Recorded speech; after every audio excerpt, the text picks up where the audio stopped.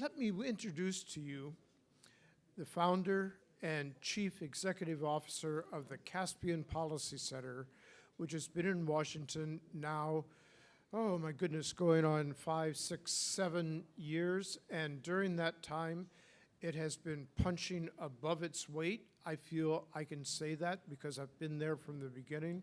I'm very pleased to welcome tonight Efkan Nifty, our founder, who will give you the welcoming comments this evening. Thank you so much.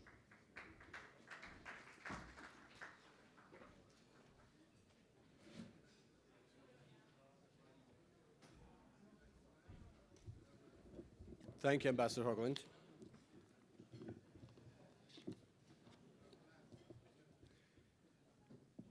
Your Excellencies, honored guests, ladies and gentlemen, first of all, I'd like to thank everyone for making this event and coming to this event. I know there are a lot of programs happening in this town when the United Nations General Assembly happening, but again, thanks for being here. Caspian Policy Center is proud to host the 3rd Caspian Business Forum to bring together the prominent voices in business, government, and academia to discuss new business challenges and opportunities for the Caspian region. For the United States, the Caspian region is a place where challenges and opportunities converge. U.S. interests in the region have been repeatedly outlined as strengthening the independence and prosperity of the Caspian states, bolstering regional cooperation, enhancing global energy security through the free flow of Caspian oil and gas to the world markets, and increasing investment opportunities for companies from the U.S. and other countries.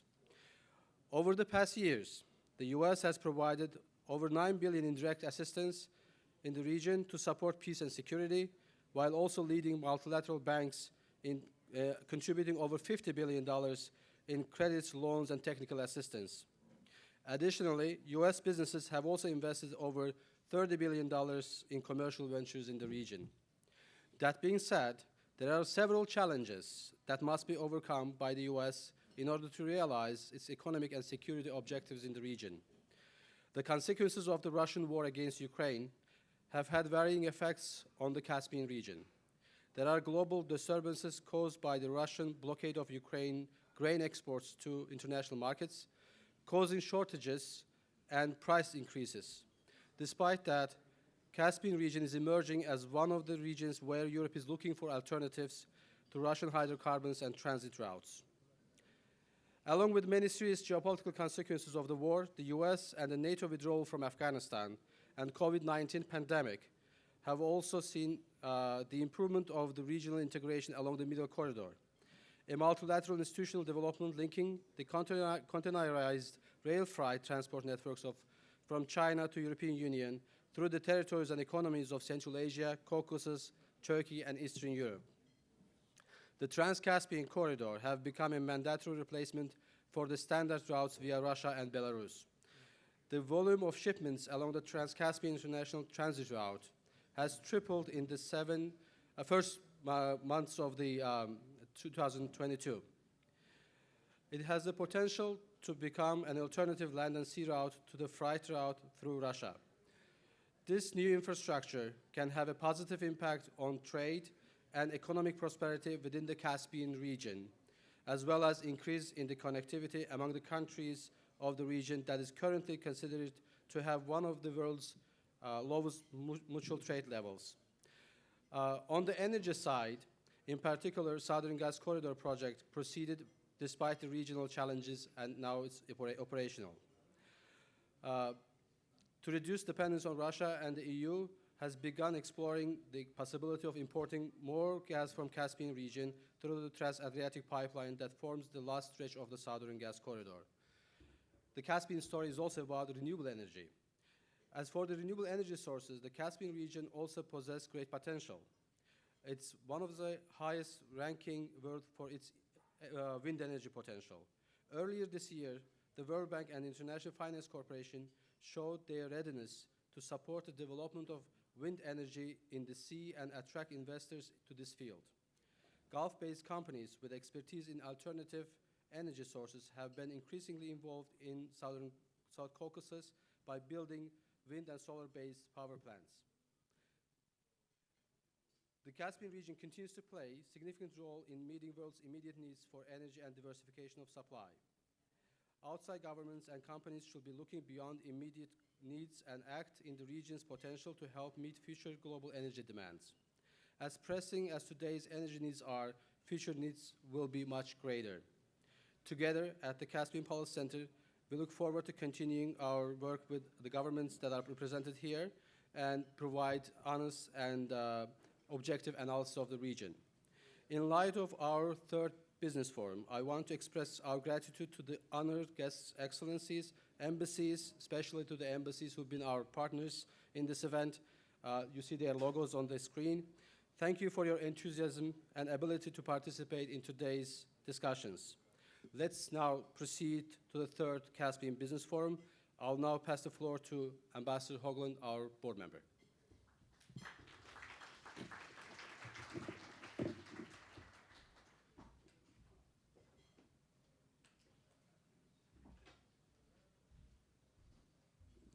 Ladies and gentlemen, I am so pleased to welcome you here tonight for the first time since 2019 that we've been able to do this.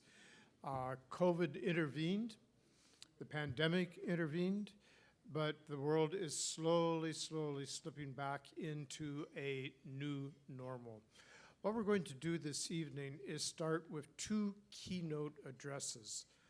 And I am very pleased to introduce the first keynote speaker. This is a colleague that I worked with in Pakistan back in the late 1990s. So let me introduce to you Assistant Secretary of State for Energy Resources, Geoffrey Pyatt, who was just confirmed last evening by the US Senate. And this is his first event in public.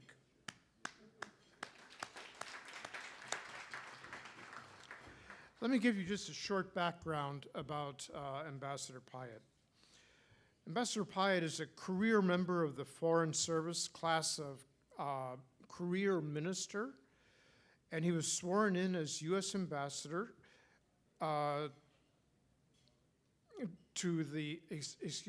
he served as U.S. ambassador to Ukraine from 2013 to 2016, receiving the State Department's Robert Fraser Memorial Award in recognition for his commitment to peace and alleviation of human suffering in eastern Ukraine at that time. I'm afraid it's a bit more complicated these days, but that's certainly not Ambassador Pyatt's fault. Previously, Ambassador Pyatt was Principal Deputy Assistant Secretary of State for the Bureau of South and Central Asian Affairs from 2010 to 2013. And then I had the honor to follow him in that job for 2 years. He was Deputy Chief of Mission at the U.S. Mission to the International Organizations in Vienna, Austria, from 2007 to 2010. He also served at the U.S. Embassy in New Delhi as the Deputy Chief of Mission, the second in command of our embassy in New Delhi from 2006 to 2007. And he was also the political counselor there from 2002 to 2006. I could go on back further with his very, very impressive job list, but I think it's more important that we hear what Ambassador Pyatt has to say to us tonight. Jeff, I invite you to the stage.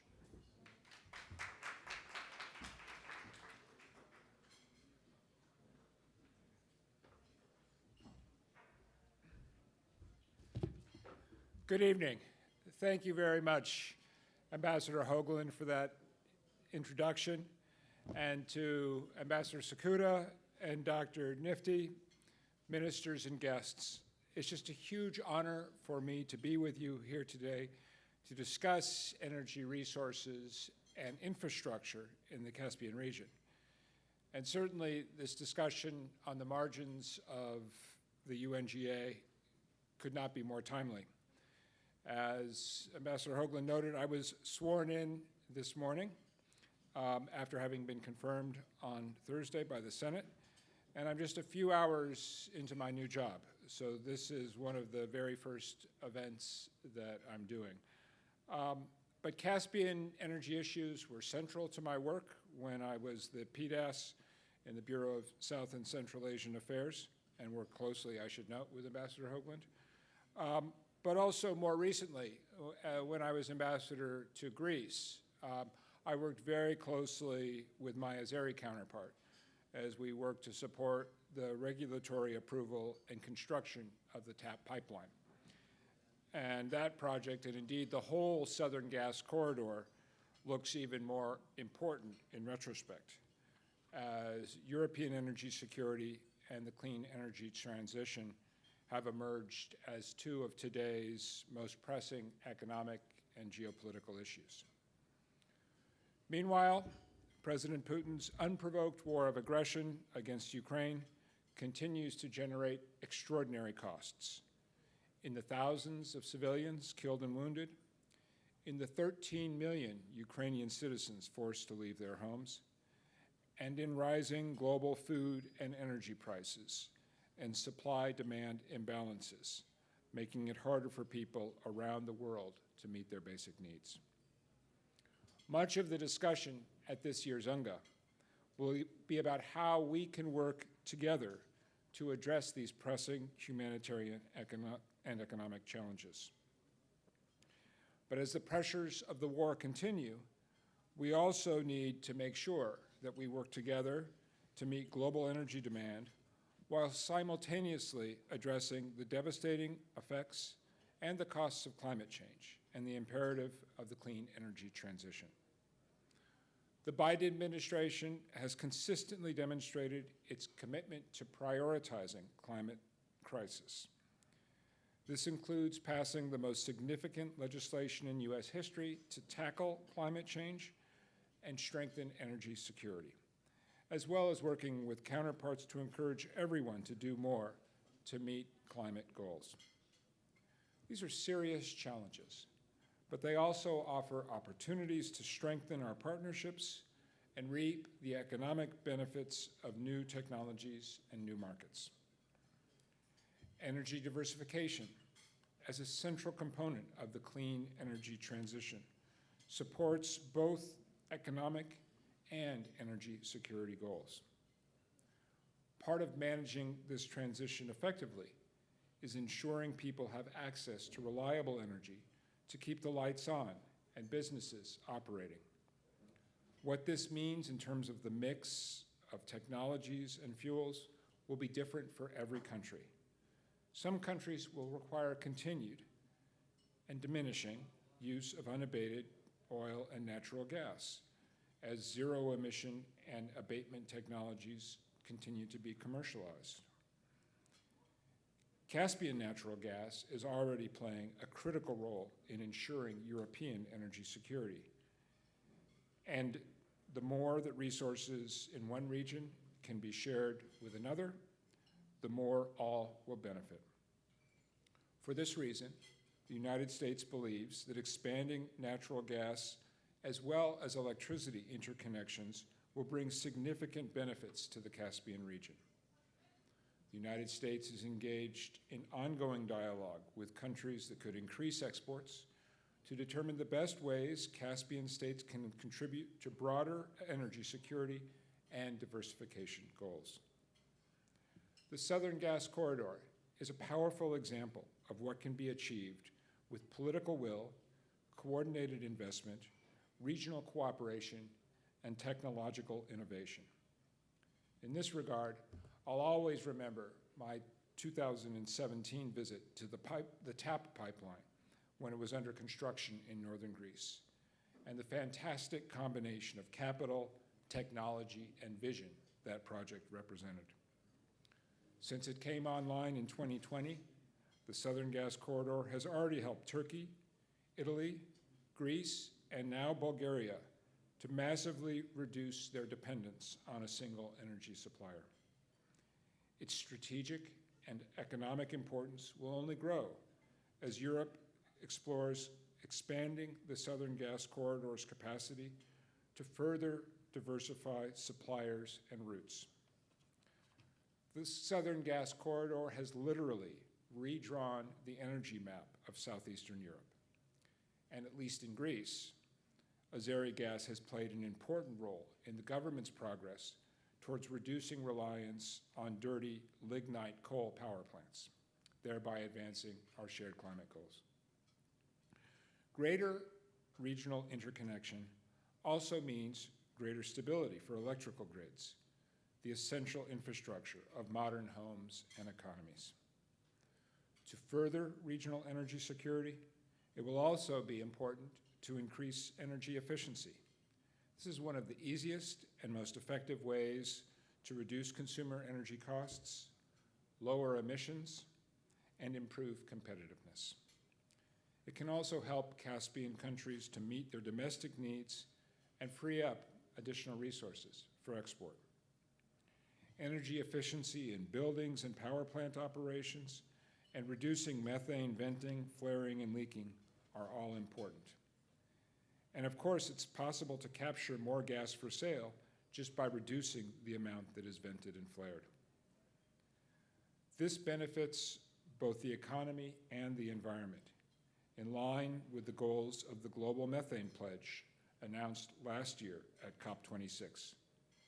Participants in the pledge agreed to contribute to a collective effort to reduce methane emissions by at least 30% of 2020 levels by 2030. And I'm delighted that 4 states in the region are signatories to this pledge.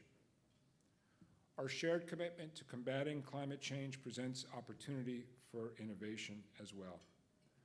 Developing and deploying renewable energy and battery storage will help bolster sustainability, resilience, and energy security. It also creates good, well-paying jobs. Many states in the Caspian region have the potential to expand their use of renewable energy, taking advantage of their abundant resources to provide electricity and meet the needs of their populations. I vividly remember making the drive from Almaty to Bishkek early in my tenure as PDAS, and being struck by how much the landscape looked like our high plains in Colorado. In the decade since I took that trip, Colorado has more than tripled its renewable energy generation, with 4/5 of that now coming from wind power. There is no reason why many Caspian states couldn't do the same in a way that would deliver multiple benefits. The private sector is and will continue to be an important partner in meeting these complementary goals of energy security and energy transition. Continuing to provide reliable energy within the Caspian region and Europe while transitioning to cleaner energy sources for the future will require significant capital, but also presents fantastic new business opportunities. As I begin my role as Assistant Secretary of State for Energy Resources, I'm eager to find opportunities to increase cooperation in the fields of clean and renewable energy and methane mitigation. So please keep in touch and be assured the United States will continue to support initiatives across the region to meet climate goals. Finally, I will close by underlining that the United States takes these relationships seriously, and I am eager to again join the team working to advance our agenda across this fascinating region. We're celebrating 30 years of U.S. relations with the states of the Caspian region, and we want to continue to work together to prioritize regional and international energy goals. Thank you once again for your welcome, and I very much look forward to this evening's discussion.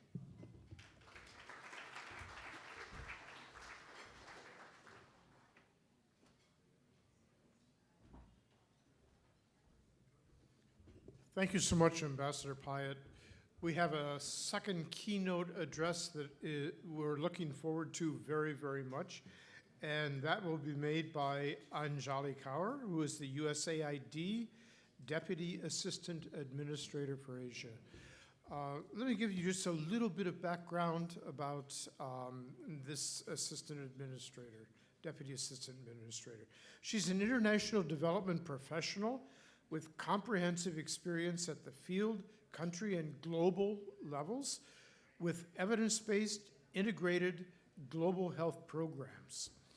Before joining USAID, Ms. Kaur was the Senior Program Officer at the Bill and Melinda Gates Foundation, leading the global policy and advocacy strategies for the HIV and TB, tuberculosis programs. Prior to that, she was the Senior Director of Asia Pacific for Malaria No More, where she established the India office and expanded the organization's work across the region, engaging with governments, private sector, civil society, and media, totally across the board. Ms. Kaur was also with UNICEF's polio program, where she worked at the country and headquarter levels, as well as the World Bank and the UNFPA. She's a Fulbright Scholar and received her bachelor's and master's degrees from Johns Hopkins University.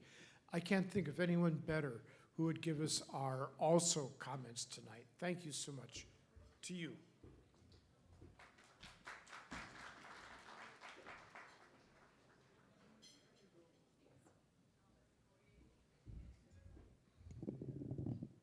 There we go.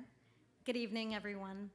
On behalf of the United States Agency for International Development, or USAID, it is my honor to be here this evening to celebrate the strong relationships that connect our nations. Thank you for inviting me. I'd like to thank the Caspian Policy Center for hosting this event. Afghan, it's always such a pleasure to be here with you. It's an honor to speak before so many distinguished guests and panelists, and I'm so impressed by what the Caspian Policy Center has done and continues to do. As Deputy Assistant Administrator for Asia at USAID, part of my role is overseeing our wide-ranging development efforts across Central Asia. When one thinks of the Caspian region, one pictures an area marked by great beauty, from the inviting shores of the Batumi through the enchanting ancient cities of Central Asia to the soaring majesty of the Pamir Mountains. History often refers to the region as crossroads, a critical link that has connected east and west trading routes for over 1,500 years. Looking forward, we see that the Caspian region's true value is more than just transiting goods from one end to the other. We see it as a source, a wellspring of goods, of ideas, of culture, and of leadership. For more than 30 years, USAID has supported the success, independence, and prosperity of our partners in Central Asia and the Caucasus. USAID has provided direct assistance to support peace and security, governance reforms, economic growth, energy diversification, health and education, and humanitarian needs across this dynamic region. USAID is reinforcing our commitment to the Caspian countries at a time when Russia's second unprovoked invasion of Ukraine has caused food insecurity and economic instability around the globe. We stand alongside your governments to mobilize assistance to address these issues. First, we'll continue to provide food and nutrition assistance. We're helping vulnerable households grow nutritious food, providing cash in exchange for work so people can earn a livable income, diversifying supply chains and income streams, and supporting efforts that increase the availability of food both before and after harvest. In Uzbekistan, we provide technical support to fertilizer producers to increase production and train farmers on ways to optimize fertilizer use. This assistance is expected to increase annual production between 10 to 20%. And in the Kyrgyz Republic, USAID invests in cold chain storage facilities to prevent spoilage, thus increasing available produce by as much as 40%. Second, USAID helps spur economic growth through trade diversification, regional connectivity, and job creation. To help diversify the trade options, USAID works to increase the economic competitiveness of the Trans-Caspian Trade Corridor. We help identify new traditional markets, international markets for Central Asian exports, connect Central Asia businesses to regional and global firms, to key growth sectors, and introduce digital solutions to improve logistics planning and reduce customs processing. Through our trade promotions activities, USAID has supported the Central Asia Trade Forum, one of the region's largest annual connectivity events that promotes regional trade and facilitates participation by U.S. businesses. The forum led to $84.3 million in signed contracts between 2017 and 2021 alone. Across the region, we'll continue to support communities to build their resilience in the face of extreme events like droughts, fires, floods, and food crises. USAID is at the heart of President Biden's emergency plan for adaptation and resilience, a whole of U.S. government effort to improve the resilience of more than 500,000 people this decade alone. At the same time, the Caspian region has the opportunity to drive the future of clean, renewable energy through increased development of hydropower, wind, and solar. With our support, Tajikistan has opened its first major solar power plant that provides thousands of Tajiks with clean, renewable energy. In Kazakhstan, USAID's efforts to establish competitive auctions in energy markets have helped the government to leverage nearly $2 billion in private sector investment for renewable energy projects alone. And in the Caucasus, USAID is building the regulatory foundation for a liberalized energy market, advancing greater integration between Armenia and Georgia, and demonstrating the potential for renewable power generation. We also continue to strengthen the region's healthcare systems and support education reform. The U.S. has donated over 14.6 million adult COVID-19 vaccine doses to the countries of the Caspian. And as the region emerges from the COVID-19 pandemic, our programs are bolstering health systems and helping communities prepare for future crises. Specifically, our partnerships have made tremendous advances in tuberculosis treatment, and in the Kyrgyz Republic, for example, we shifted from costly and lengthy inpatient treatment to an outpatient system which improves the quality of life for patients and their families. It frees up TB facilities and medical personnel for other health emergencies and saves the government more than $1 million a year.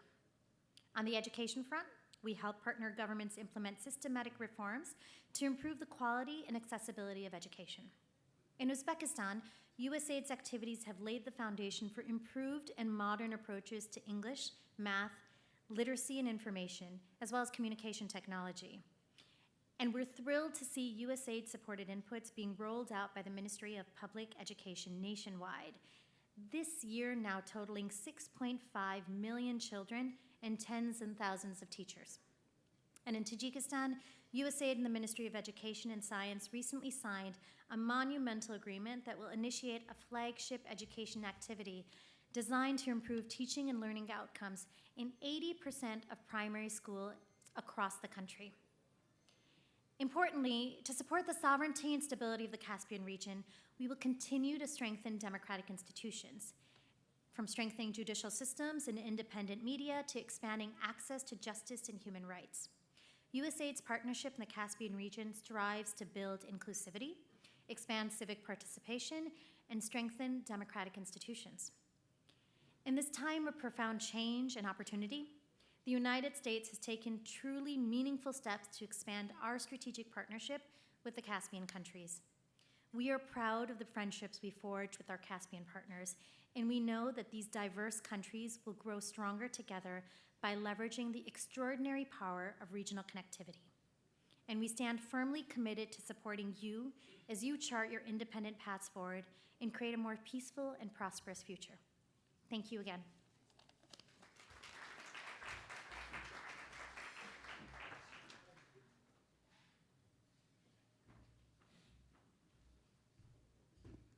Thank you so much for that. As I think back over the period of time that we have worked on all these kinds of affairs together, as we've worked on these issues, it strikes me that we're in a very different historic period right now. We don't know where it's going to go in the future. It's totally different from anything that we've known in the past. But together, good people like you are working together to make sure that things move in the right direction. And I thank you for that. What we're going to do now is move into what are called ministerial addresses on your schedule.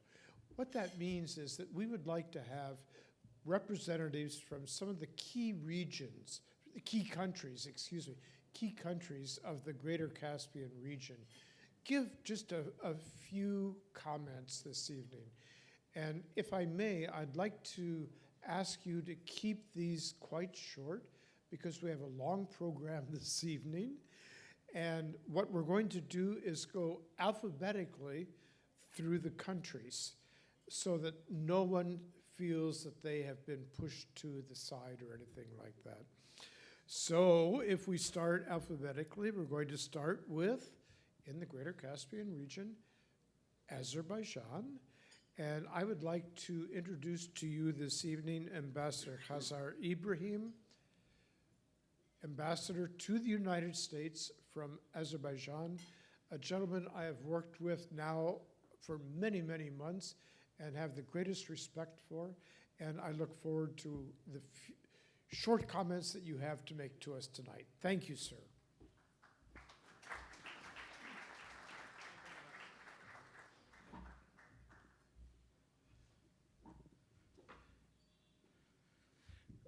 It's always challenging to have ambassadorial address at ministerial meeting, but I'll try my best. Since the topic, Ambassador, when I saw it's about US and region, where we stand and where we need to go, I think we need to have, in my short remarks, very short snapshot of the history, right, we had in these 30 years. And what we had actually is quite remarkable. I think it's very deep and very multifaceted. United States was indeed instrumental in independence of all of our countries, and in Azerbaijan in particular, we highly appreciate that.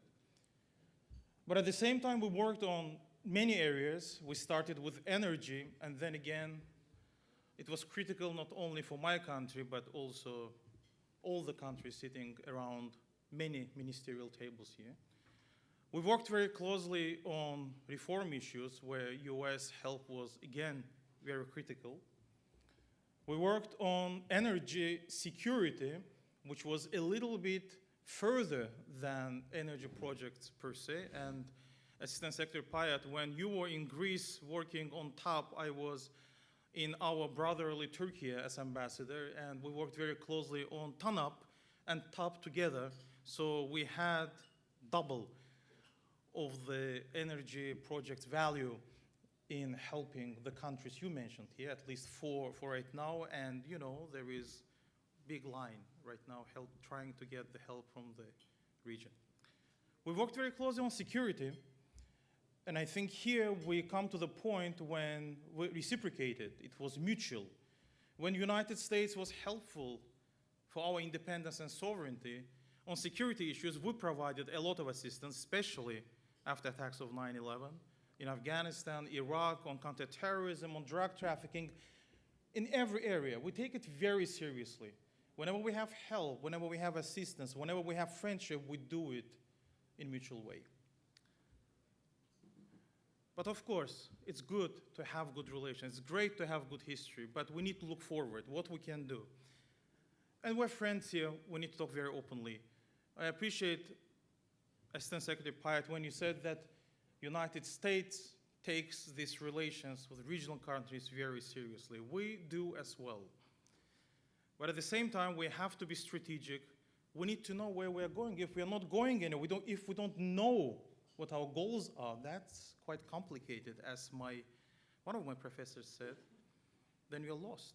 We need to see what's in front of us. So I think today it's critical to know what the strategies are, what policies are. I've been here, as Ambassador Hoagland said, for, well, now it's almost a year. But again, as family, as friends, I don't see clear strategies from the United States of America. Let me be very clear on that. Do I have any suggestion? Anybody cares? I'm not minister, I'm ambassador, but I can recommend something. I think it's critical for United States to be very principled on every issues, to move from tactics, from domestic politics, to strategies, which is required from the global power. That would help impartial approach to regional affairs, to the countries, would be critical for United States remain with the image it always had in the region. Very positive, very practical, but at the same time very principled. And we have a lot of practical things. We're having here representatives from many companies, from different agencies which can help. And we can work on transportation. We can work on energy again. We can work on infrastructure, because our region, Caspian region, is the shortest way between two largest markets of the world, which comprises 60 trillion US dollars, Asia and Europe. 2/3 of the world population. At the same time, we have here, and that would be my last point, we have here Secretary General of Organization of Turkic States. We should not forget that we have instruments like this. They cannot be as large as entire Eurasian continent, but still it has 3.6 trillion economy within this great organization. 45% of the population is under the age of 24. Can you imagine another sub-region in the world with this potential? So I think for United States of America, if we want to continue, if we want to deepen our relations, we should look at all these factors very carefully and very much in depth. And I thank you, CPC, for providing us this opportunity to discuss these issues. And we, as Azerbaijan, and myself as still ambassador, ready to engage you anywhere, including Washington, D.C. Thank you very much.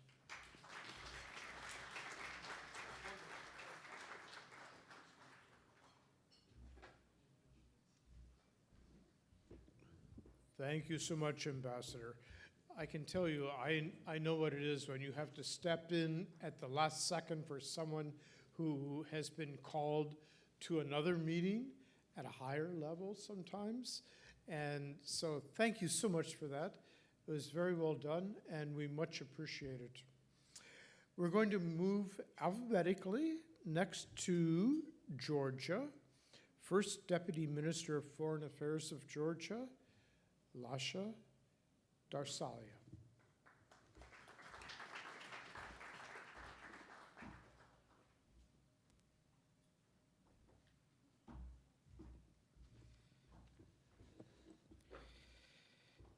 Thank you. Thank you very much, Mr. Speaker, distinguished guests, dear colleagues. It's my great pleasure to address the distinguished representatives of this forum. Let me express my profound appreciation to organizers of the forum, which I hope will allow for exchange on initiatives and projects catalyzing new wave of the sustainable development process of our regional economies. Dear colleagues, while the US-Georgia strategic partnership is truly one of the foremost priorities of our foreign policy, Georgia remains firmly committed to the process of European and Euro-Atlantic integration. Georgia's EU membership application and the European perspective granted to Georgia is a logical and decisive step reflecting the long-standing choice of the Georgian people. At the strategic level, the vision of my government's economic development policies is focused on ensuring the openness to trade, promotion on competitiveness of companies, achievement of maximum integration into EU single market, expansion of free trade coverage, and facilitation of Georgia's connectivity capabilities as a reliable energy and transport transit hub. Regretfully, pace and deep impact of global disruptions triggered by the pandemic are unprecedented, and it wreaked havoc on families and businesses across the economies worldwide. Global context had an adverse impact on Georgia's economic performance as well. After years of sustained growth of 5% year on average for the last decade, the GDP in the year 2020 declined by 6.1%, while foreign trade narrowed by 14%. Notwithstanding the challenges caused by pandemic, my government managed to respond effectively to the shock by the balanced approach. On the one hand, it has supported economic activity, and on the other, ensured health and safety for its citizens. The comprehensive package of containment measured by the government of Georgia facilitated the acceleration of business transactions in 2021. In order to galvanize competitiveness of Georgian businesses, Government of Georgia implemented number of state programs, including the automatic VAT returns, income and property tax concessions, tax write-offs of deferred income tax payments, and many more.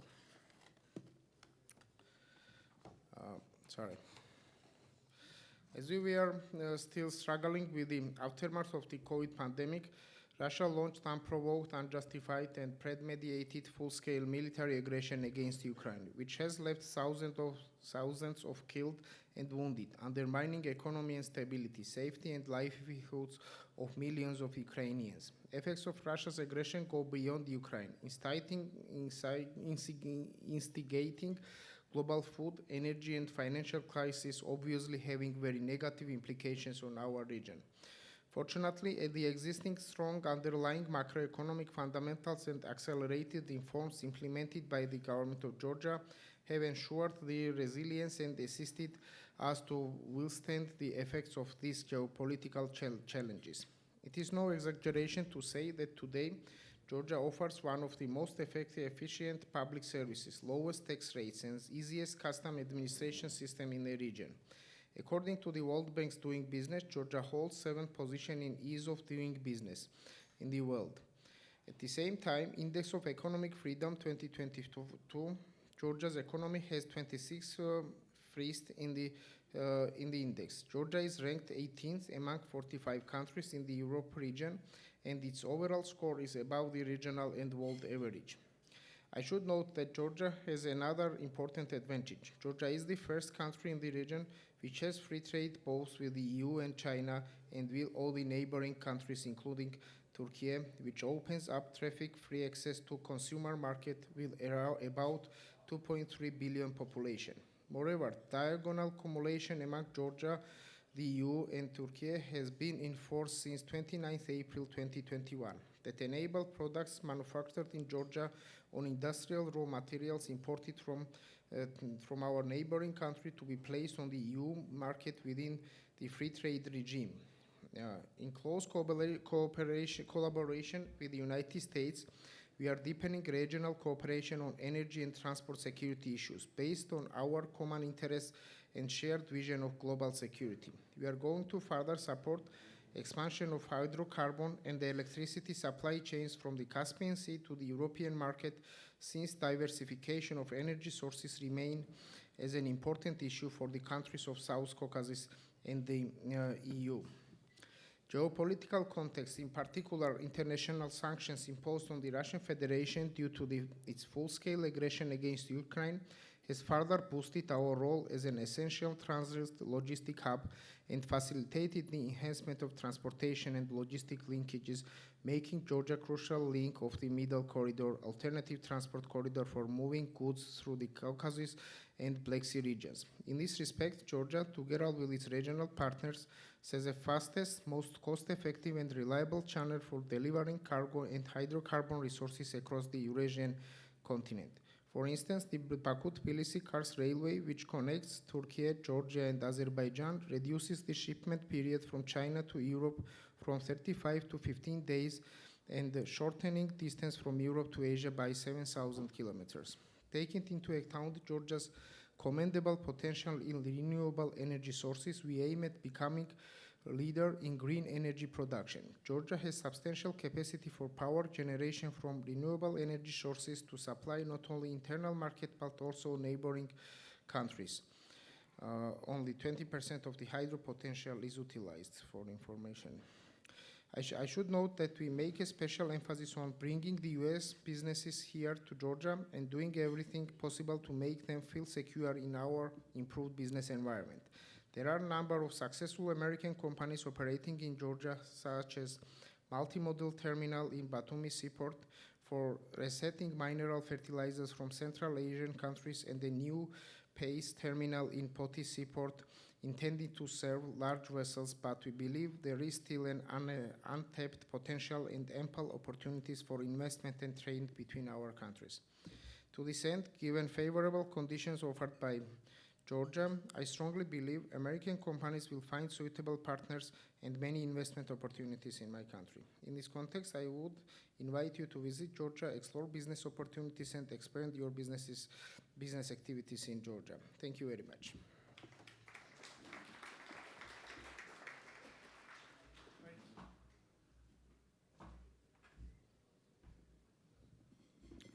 Just as a historical footnote, I want to drop the fact that I have been involved in this greater Caspian region actually since 1985.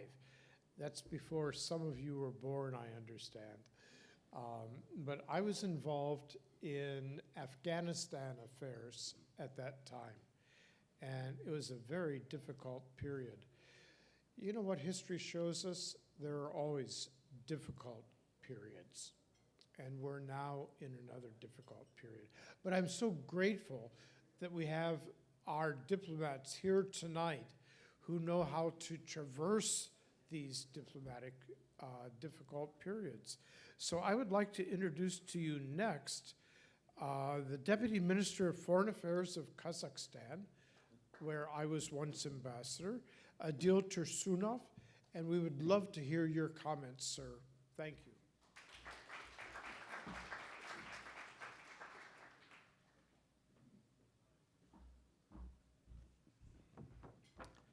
Your Excellencies, distinguished participants, I would like to thank Mr. Afghan Nifty and Ambassador Hoagland for organizing this timely event, which I hope will increase awareness about the Caspian region.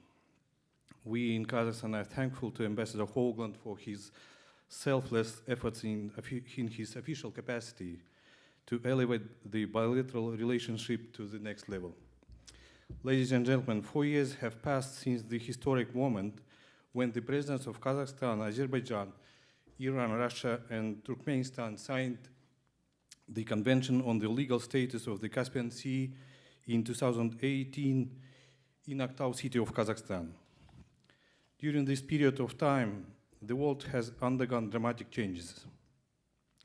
The coronavirus pandemic, global geopolitical tensions, energy and food security issues, and many other challenges require joint efforts more than ever to ensure stability and sustainable development in the Caspian region. Despite all this, the significance of the Caspian Sea is steadily increasing in virtue of its geostrategic location, rich natural resources, as well as ever-growing unique transit potential. Speaking of Kazakhstan, let me underscore here that it is a key priority for us to maintain stability and expand cooperation in the Caspian region, including in the fields of energy, transport, environment, and security. Since the early days of our independence, Caspian energy diplomacy was a driving force of Kazakhstan's rapid economic development.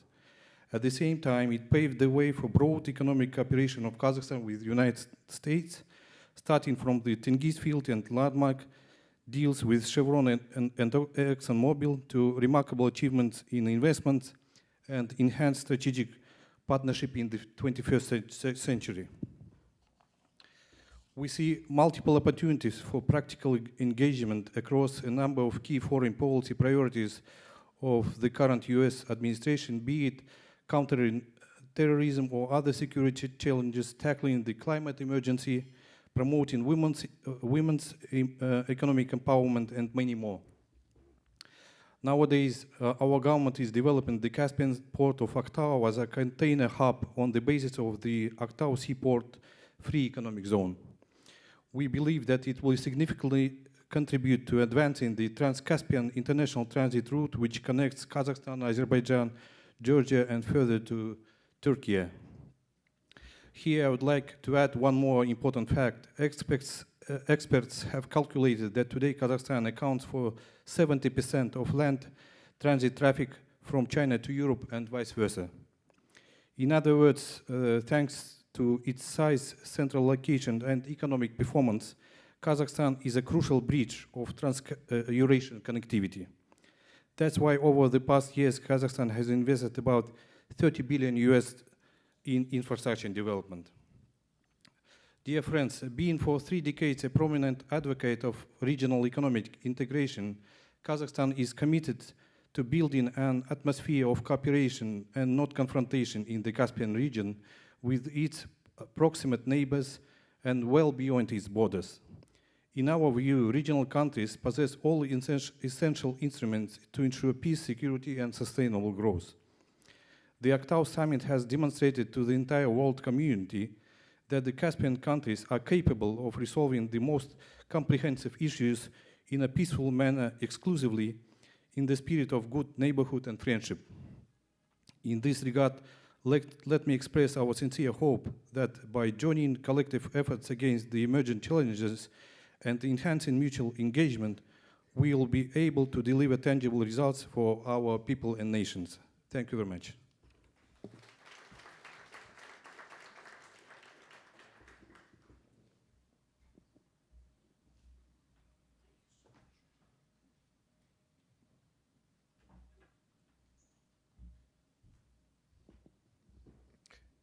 Ladies and gentlemen, we have an awful lot to learn. We have an awful lot to listen to this evening. And I'm so grateful that you're here to be part of this.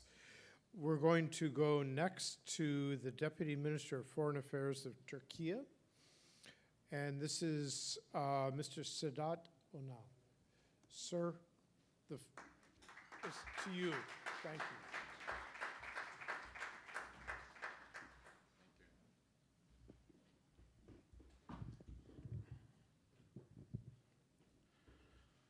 Excellencies, ladies and gentlemen, distinguished guests, I would first like to thank the Caspian Policy Center for hosting us.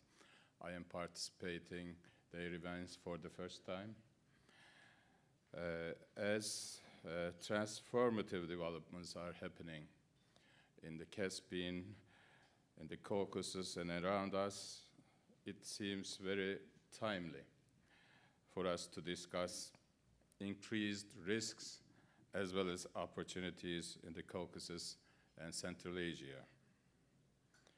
It is clear that today, especially in our immediate region, some major shifts are taking place, and most have triggered already irreversible dynamics. The war in Ukraine and the crisis in Afghanistan are directly affecting our region. The negative repercussions of increased regional insecurity, socio-economic fallout of the pandemic, climate change, energy shortages, and food insecurity are all felt in our vicinity. In particular, the essence of energy supply security, that is, uninterrupted availability of energy sources at affordable prices, has become one of our biggest challenges.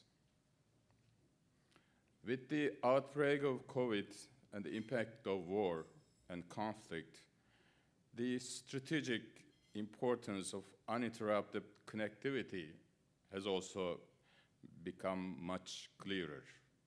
The Caspian stands at the nexus of critically converging regions and is poised to play a pivotal role in addressing today's issues on a global scale. Seizing this opportunity and building on its extremely close relations with all of the countries of the broader Caspian geography, Türkiye, my country, since the 1990s, has completed many regional projects with our partners and is actively working on more. As it was already mentioned, these projects include Bakü-Tbilisi-Ceyhan oil pipeline, Bakü-Tbilisi-Erzurum natural gas pipeline, Bakü-Tbilisi-Kars railway, and Trans-Anatolian natural gas pipeline.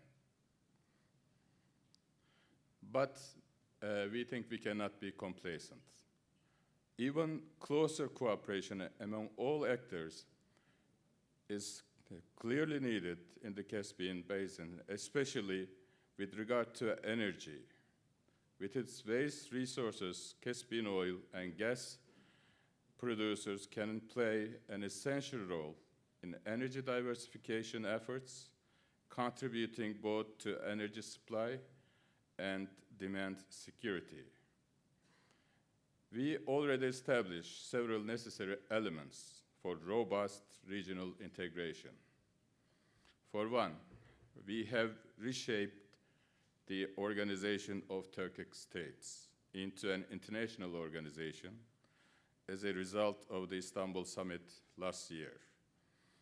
Our priority as the term chair of the organization is to make sure that the organization maintains its momentum and contributes to prosperity and stability in the Turkic world and beyond through solid cooperation schemes. Ladies and gentlemen, our multifaceted and deep-rooted relations with the Caucasus and Central Asian republics are fundamental pillars of our foreign policy. Since the early 1990s, independence, political stability, and prosperity of regional countries have been among our most important priorities. We pursue an extensive cooperation agenda with the region.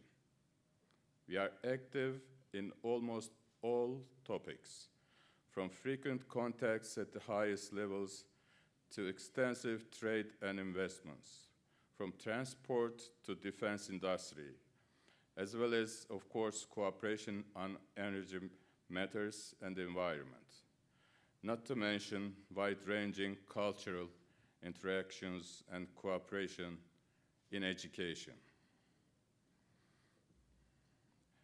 The challenges and opportunities that I mentioned are also valid for this region.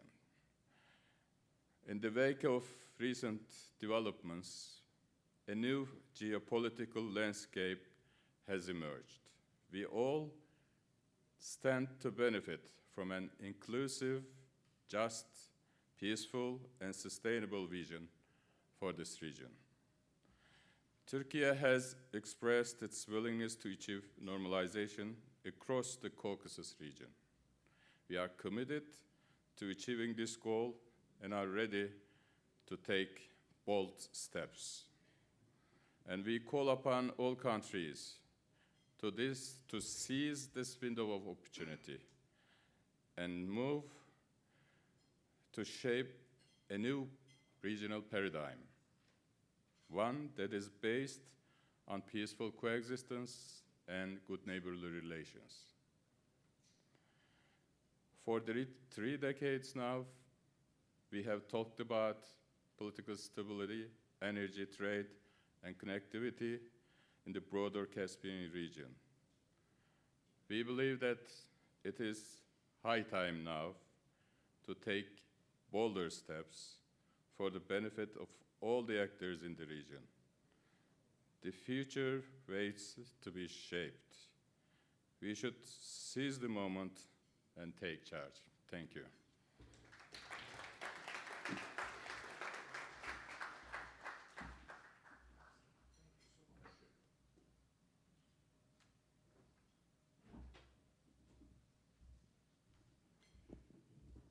Ladies and gentlemen, what crossed my mind as I was listening to this excellent presentation was that we all work together. We work together to try to find a better way into the future. That's our purpose. I think that's why we're here tonight, talking to each other, finding ways to connect with each other. I'm very pleased to hear that. And you know, one of the best ways to find ways to connect with each other is with the regional organizations. There are so many that I have to tell you, as a former US diplomat, we sort of looked at them and we said, okay, a regional organization, fine, thank you. But let me tell you now, as a private citizen, I understand what an extremely important role they play in keeping peace and building security for the future. One of these organizations is the Organization of Turkic States, and we are greatly honored tonight to have the Secretary General of the Organization of Turkic States, Baghdad Amreyev, and I'm going to ask you, sir, if you would give us a few words tonight. Thank you.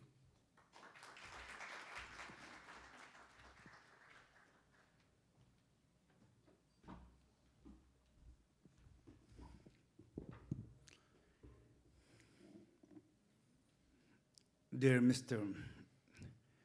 Afghan Nifty, Caspian Policy Center Chief, Ambassador Hoagland, honorable speakers, distinguished businessmen, ladies and gentlemen. It's a distinct pleasure for me to be here and address this distinguished audience. I would like to thank the Caspian Policy Center for their invitation.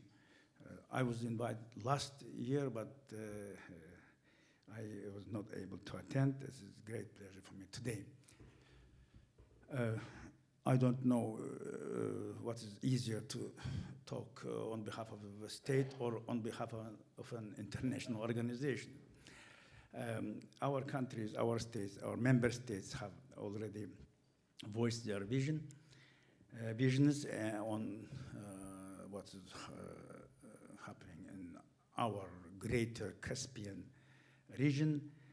I would like to talk about the priorities of the agenda of our organization. You know that this organization, Organization of Turkic States, was founded 14 years ago by Turkey, Azerbaijan, Kazakhstan, Kyrgyzstan. Now we have 7 members. Uzbekistan, later Uzbekistan, Turkmenistan, and Hungary joined our union.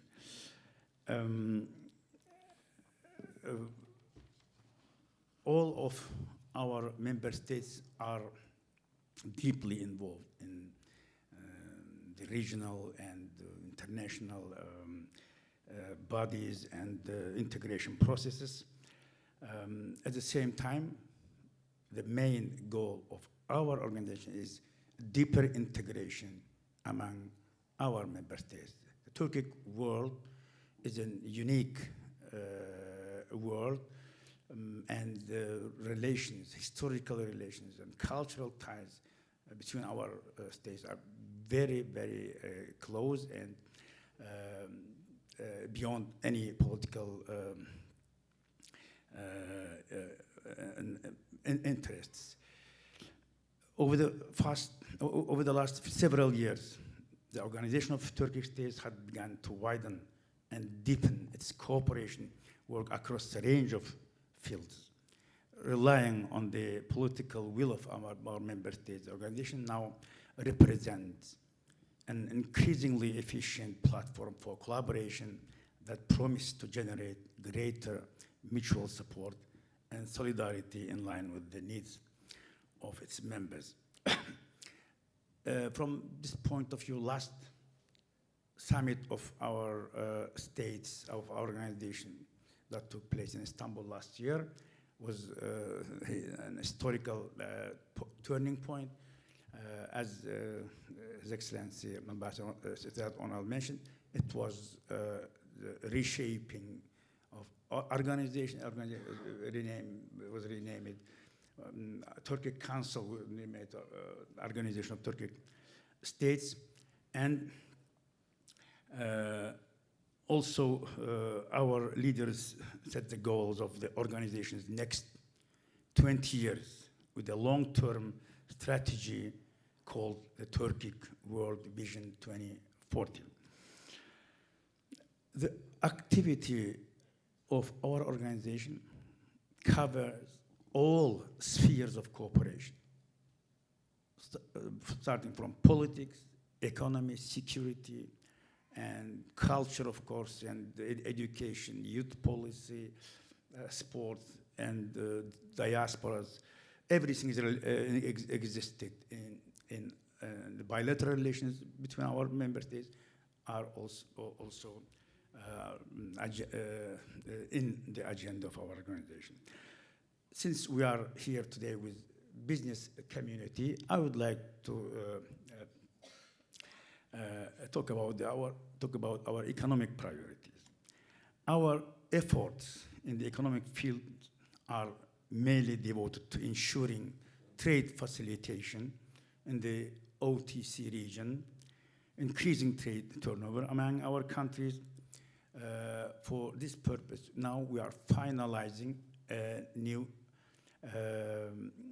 trade facilitation agreement between our member states, and hopefully it will be completed before the summit, upcoming summit of OTC to be held in Samarkand this November. And simplification, digitalization of transport and customs procedures along the Trans-Caspian East-West Middle Corridor, and increasing the number of financial instruments available to private sector, diversification and development, particularly micro, small, and medium-sized enterprises, and improving investment climate in our country. Now we are about to finalize the establishment of Turkic Investment Fund, the first common financial instrument to support joint projects of our countries.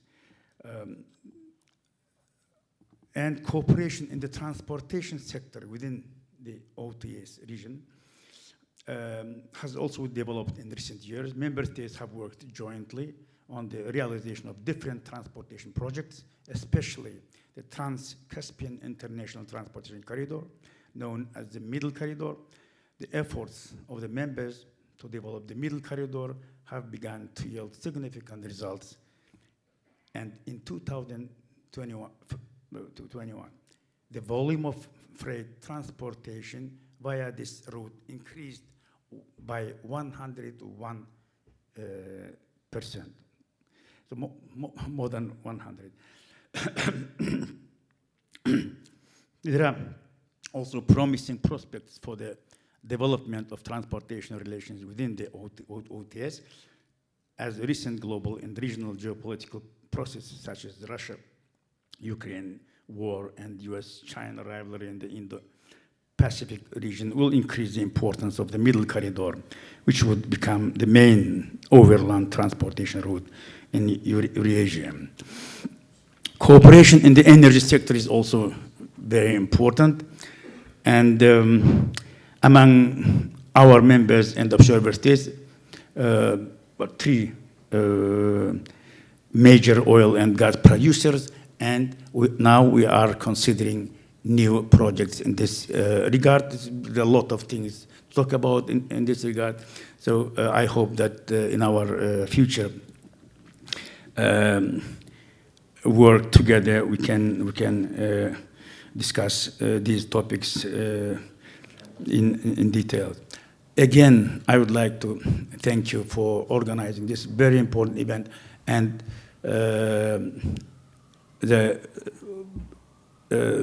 what is happening in our part of the world, especially in the greater Caspian region.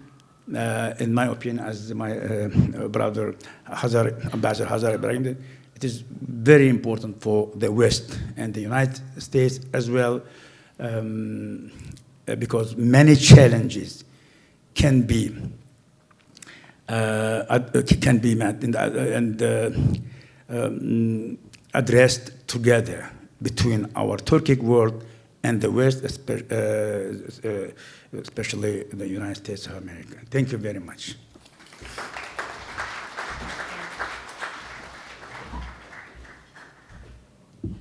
Thank you so much for that, Secretary General. I think you sort of brought us to the point where what we probably all understand is no matter how difficult the world situation is, no matter how difficult the conflicts are within the region where we live or where we work, the only thing that matters is people-to-people relations.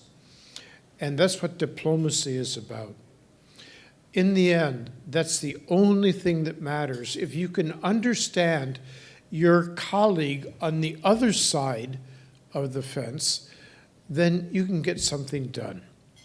And I think that's the way that the world truly works when we try to make it work in the best possible way. The Deputy Permanent Representative to the United Nations from Armenia, David Knyazyev. May I ask you, sir, to recognize yourself?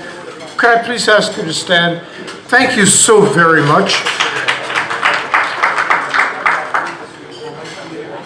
Those of you who have worked in this region for a very long time understand that there are historic differences, there are historic problems that exist. But as I said just a minute ago, when people can get together, we have a chance to move forward. So thank you, sir. I very much appreciate your presence tonight. Thank you.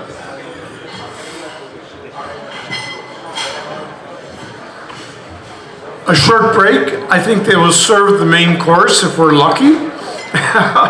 And then we will move into the second part of the evening and then bring it to a close. Thank you so much.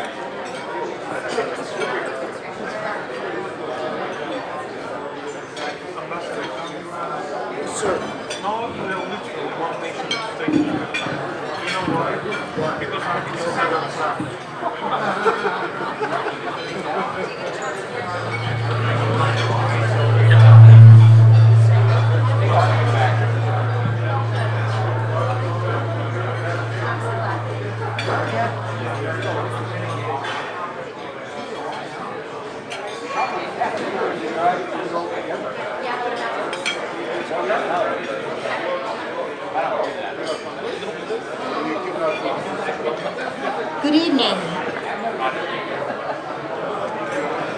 Can you hear me? I'm sorry to interrupt your dinner. My name is Margot Ellis. I'm a senior fellow with the Caspian Policy Center, and I really am thrilled to be here today to welcome our second panel discussion on opportunities for U.S.-Caspian business cooperation. We have assembled a fantastic panel of experts with extensive experience in the public and private sectors who are not only familiar with the Caspian region, but the potential opportunities as well as obstacles impeding foreign direct investment and business collaboration between American and Caspian enterprises. First, and you can raise your hand, I'd like to introduce Kimberly Reed. Kimberly, or Kim, was the first woman chairman, president, and CEO of the Export-Import Bank of the United States, where she worked to help companies to succeed in the competitive global marketplace. During her tenure as Exim chairman, she oversaw $135 billion in financing authority for loans, guarantees, and insurance to support the export of U.S. goods and services to a potential 189 countries. She also previously served as president of the International Food Information Council Foundation, drawing on her decade of experience in food and agriculture industries. She was also the senior advisor to U.S. Treasury Secretaries Henry Paulson and John Snow, CEO of the Community Development Financial Institutions Fund, and counsel with the U.S. Congress. In addition to Ms. Reed's many positions on corporate and foundation boards, she is a National Association of Corporate Directors Certified Director. She is a life member of the Council on Foreign Relations and a recipient of the U.S. Department of Defense's highest civilian award. She was recognized as one of 100 women leaders in STEM and Washingtonians' most powerful women in Washington. She has a law degree as well as an undergrad degree in bio and government from West Virginia's Wesleyan College. Turning next to a friend, colleague, Bob Sakuda, Ambassador Bob Sakuda, who's a senior fellow now with the Caspian Policy Center. He was ambassador from 2015 to 2018, the U.S. ambassador to Azerbaijan. He has a long and extensive experience as a top U.S. diplomat. He engaged in advancing high-profile international energy projects, trade policy initiatives, and agreements. Ambassador Sakuda's positions at the State Department included Principal Deputy Assistant Secretary for Energy Resources, as well as Deputy Assistant Secretary for Energy, Sanctions, and Commodities. In addition to Azerbaijan, his overseas postings include the U.S. embassies in Berlin and Tokyo, where he oversaw the full range of economic, commercial, non-proliferation, and scientific relations, as well as assignments in Albania, Vienna, Baghdad, Kabul, Johannesburg, and Sana'a, Yemen. He established the Economic Policy Analysis and Public Diplomacy Office in the State Department's Bureau for Economic and Business Affairs, and served on the boards of the Extractive Industries Transparency Initiative and the International Energy Agency.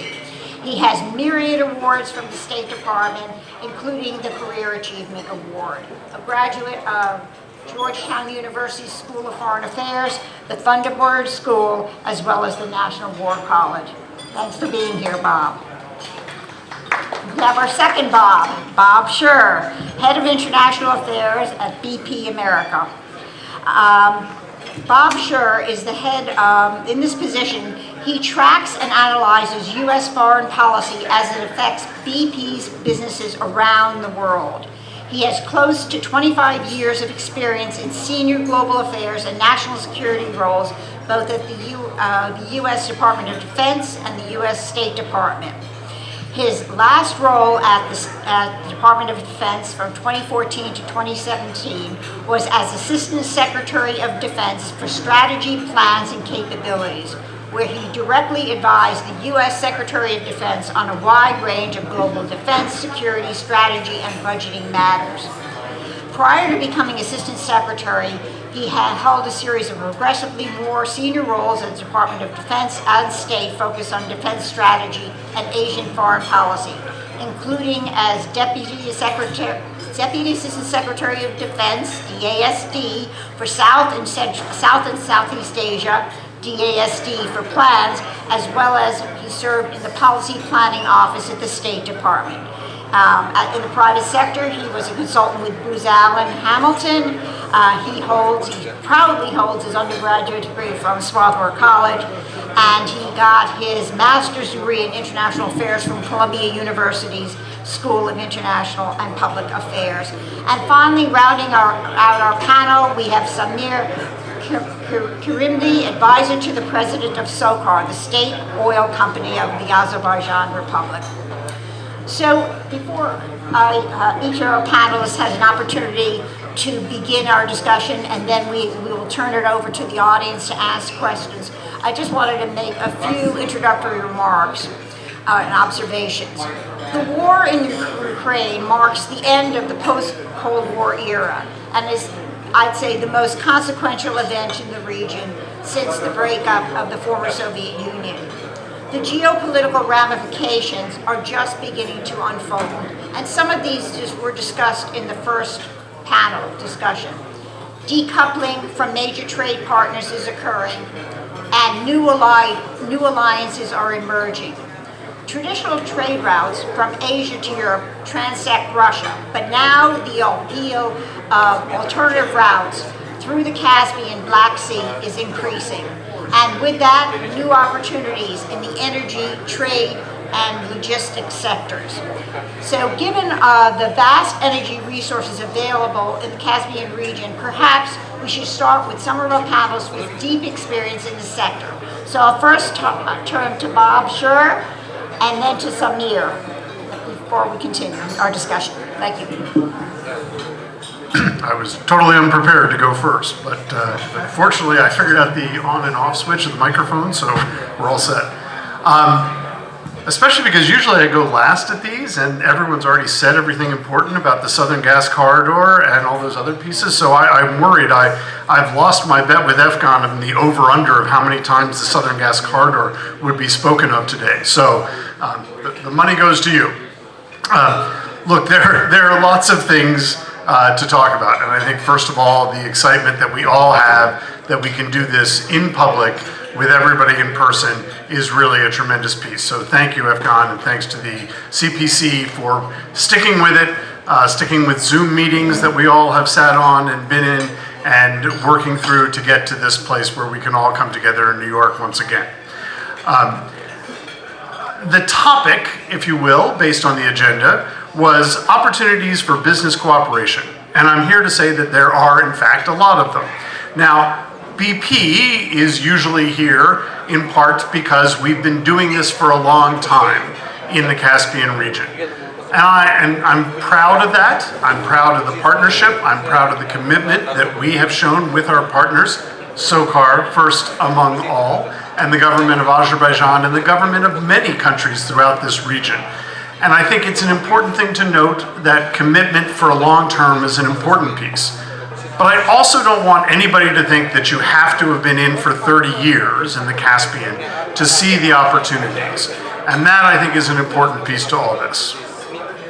So if I'm really going to be succinct, I would stop there. But frankly, I can't do that, and Efcon doesn't feed me at dinner in order for me to speak for only 2 minutes. So I will, however, try to be relatively short. From my perspective, there are 3 things that I'd look at. 1, optimize what it is you're doing already.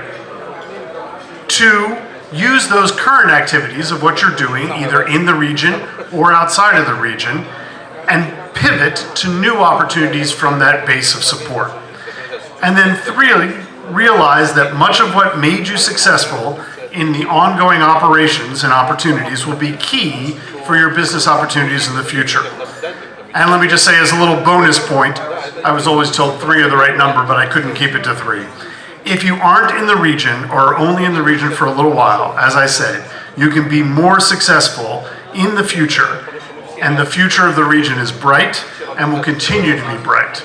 And I'm thrilled that all of our ministers and ambassadors talked about the opportunity that exists, the desire to be bold, to look not just at the connections within the Caspian region, but look at the connections from the Caspian region out, and how these could be the key opportunities for business in the region. So I will use some examples of where I think we are today to illustrate why I think those 3 key pieces are how you can, as a business, proceed. So first of all, we at BP remain committed to our hydrocarbon business in the region. We have a strategy that many, I'm sure, have looked at that talks about transitioning through to lower carbon fuels, to making sure that we become net zero in 2050 or sooner, and to help the world get there. But part of that strategy is to invest in the hydrocarbons, where the resilient hydrocarbons, where this already exists and where we are already a player in the region and elsewhere. So, for example, just to kind of give a sense, the total oil production from the ACG field has been 4.1 billion barrels of oil over its life. That's what we've done. What are we doing in the future? Well, we're committed to more investment and exploration. And for example, the ACE platform is 75% complete, even with all of the delays that come from COVID and a difficult operating environment. Second, the Southern Gas Corridor flows at the end of 2020. I'm excited to be able to be on stage and to talk about the completion of the Southern Gas Corridor, as opposed to just the building of the Southern Gas Corridor, which was sort of years in the making. It's now currently running at its capacity, 12 BCMA to Europe and 8.5 BCMA to Turkey. So that's what we're doing now. But looking into the future, we're working with partners, SOCAR first amongst all, and other countries in the region, to find more supplies of gas and ways to potentially increase those flows, along with what the government of Azerbaijan and the EU have talked about in terms of increasing flows to Europe from alternate sources. Third, talking about going towards working from our strengths and pivoting to new areas, we're looking very deeply at renewables and how we can pursue cleaner energy in this region. For example, we have been working with the same relationships, the same partners, the same governments, and using related technology and expertise in this region to do things such as presenting a decarbonization master plan to the Ministry of Azerbaijan, the Ministry of Energy in Azerbaijan to support their ongoing efforts. We're also in the final stages of discussions on a solar project that would be 240 megawatts in Jabayil region of Azerbaijan. We're also going to continue to work with other actors and especially with SOCAR to try to continue to work on our joint plans for decarbonizing the energy sector. Why are we able to do this? Why can other businesses do this? Because of our partnerships, because of our commitment to the region, because of the growth and integration of the region, and because of the technical expertise that exists within our company, but also that exists in the region itself. Any business can do this. They're the same reasons. If you're willing to commit, if you're willing to build partnerships, if you're willing to work closely with companies and countries, there is an opportunity.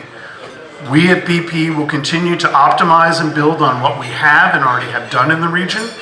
We'll continue to do more so that we can build new opportunities, and we hope others will join us as well. Thank you.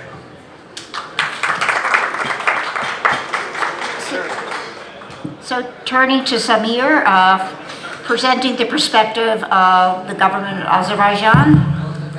Yes, thank you very much.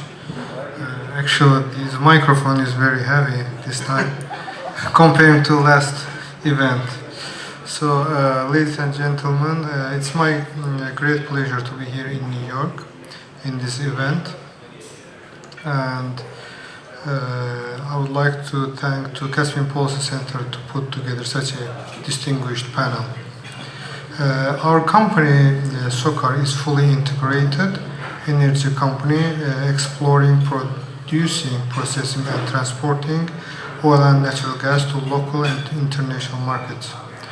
The company plays a very important role in both regional and global markets. Through projects that are developed with its international partners, BP and others, SOCAR is making vital contribution to regional and European energy security by its well-diversified export and transport system. It's well positioned to continue to do more in coming years in this regard. United States and Azerbaijan energy cooperation has been essential in realizing mega projects such as Azeri Güneşli field with reserves of over 7 billion barrels of oil, and Bob just mentioned with the cooperation with BP and other investors, we produce 4 billion barrels from this field, and this year in 2017 we agreed to extend profit sharing agreement until 2050. And in addition to this project, 1,800 kilometer long Baku-Tiflis-Ceyhan pipeline that crosses 3 countries, and 3,500 kilometer long South Gas corridor that passes from 6 countries and has 3 segments: South Caspian pipeline, South Caucasus pipeline, Tanap pipeline, and TAP pipeline altogether.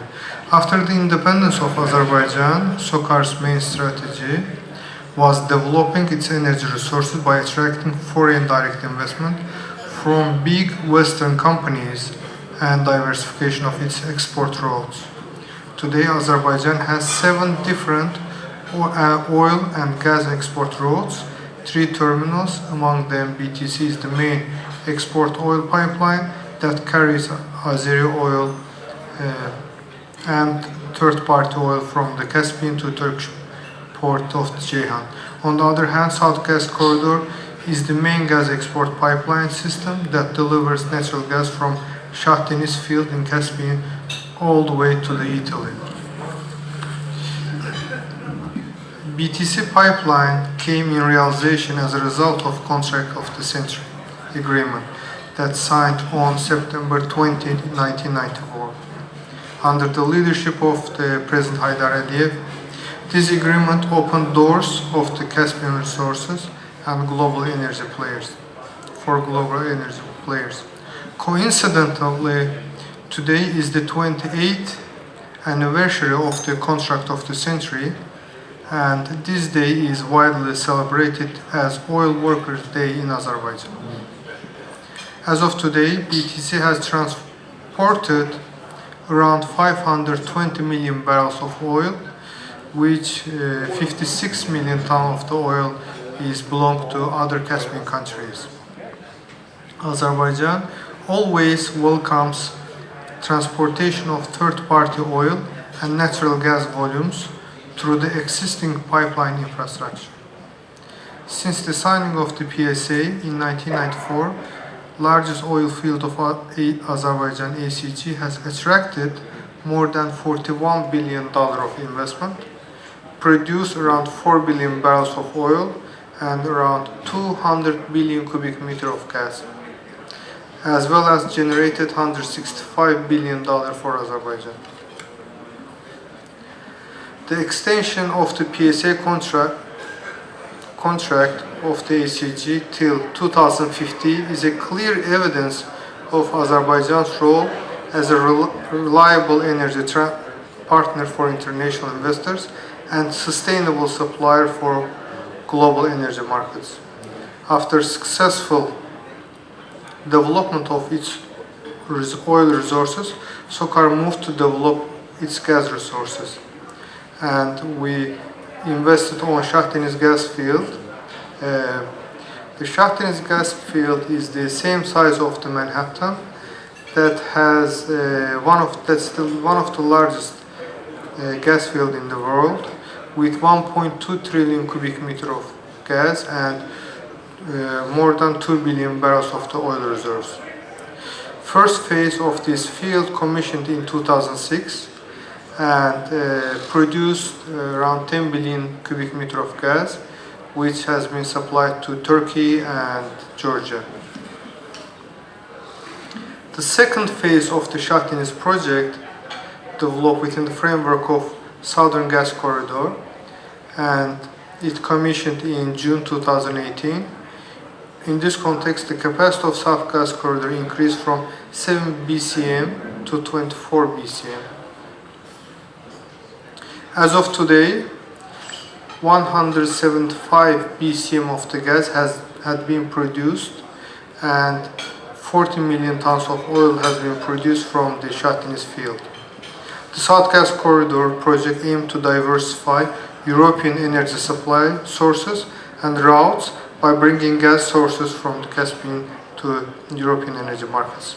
It's one of the largest natural gas projects in the world in terms of investment cost, technical features, and multinational participation, as 7 countries and 13 companies are directly involved in the creation of this $33 billion investment.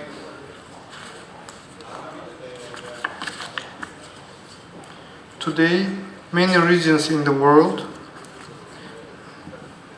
including Europe, are implementing an environmental-friendly green energy transition strategy to reduce carbon emissions. In this context, US and EU aim to reduce greenhouse gas emissions to 0 by 2050. We see natural gas as a sustainable transition fuel for achieving this strategy. Furthermore, natural gas should not be considered just a reliable transition for fuel in the world. It's also a main component of fertilizers and other high-value chemical products, which plays a main role for a global food security. Someone's sector.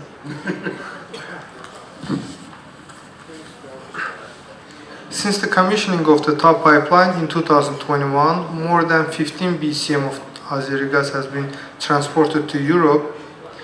In this context, Azerbaijan and European leadership signed a strategic partnership in the field of energy in July 22. Even if European gas demand stays flat, due to domestic production decline, its import dependency is increasing. Decision on cutting financial sources for any new hydrocarbon development are also not helpful. Current realities need to be taken into consideration. Sustainable and reliable suppliers in the world like SOCAR should be supported and encouraged for new investments. In last decade, EU gas production decreased around 3 times. And just in 2021, it decreased around 8%. Europe's dependence on natural gas imports reached to 83% in 2021. This trend is expected to continue, which increases the role of alternative gas sources and routes for EU.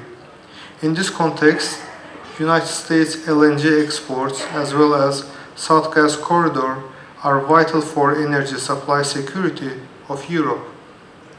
Although SGC ends in Italy, it will be able to reach almost every part of the Europe by interconnectors since TAP project, since TAP connects to the Italian natural gas grid. In addition to Azeri gas, Central Asian, Middle Eastern, and East Mediterranean gas can also be transported via SGC infrastructure, as it is the most feasible route for reaching to the EU market.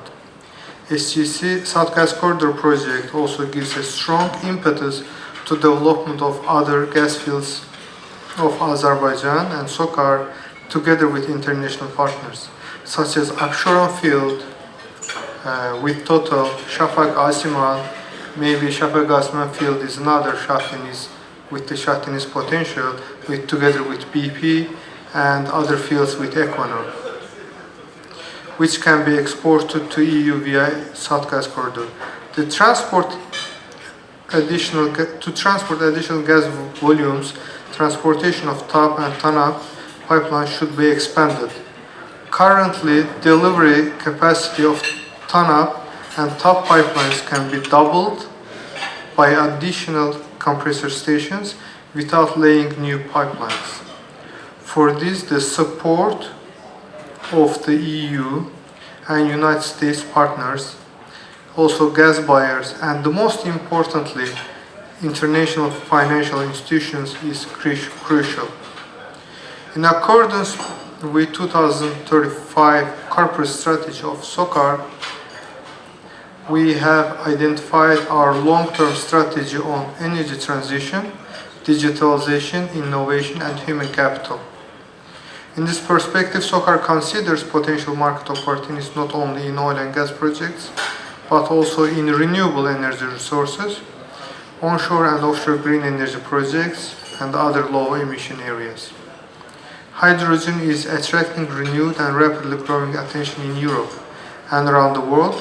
It's considered a key priority to achieve European Green Deal and clean energy transition. Demand for hydrogen fuel is expected to increase significantly in the future, depending on the availability of hydrogen storage and distribution infrastructure. Also, we know that we can also carry hydrogen via the South Gas Corridor. Azerbaijan can also play a crucial role by transporting hydrogen energy to EU market via through an existing infrastructure. in the future, which will make a significant contribution to EU green energy strategy. To summarize, South Gas Corridor provides supply and route diversification for Europe while contributing energy transition strategy for EU. Thank you very much, and thank you for your time. Thank you, Samir, for explaining the important role that Azerbaijan has played as both a source and transit country for energy supplies, and I thank you for mentioning some of the important role in green energy as well as the role of gas in food security. So turning now to Kim Reed, I think Kim has gained an invaluable perspective from her perch at the Exim Bank. And I'd be interested to hear from her on what you saw in terms of trade and business opportunities in the Caspian region, but also in some of the impediments that potential investors and business partners might confront in approaching this region. Thank you. Thank you very much. It's great to be here. My microphone is working. Here we go. I really want to thank the Caspian Policy Center and EFCAM for inviting me, and I want to say congratulations again to Ambassador Pyatt. We were last together about 2 years ago in Greece, where we had a wonderful meeting with the Prime Minister of Greece.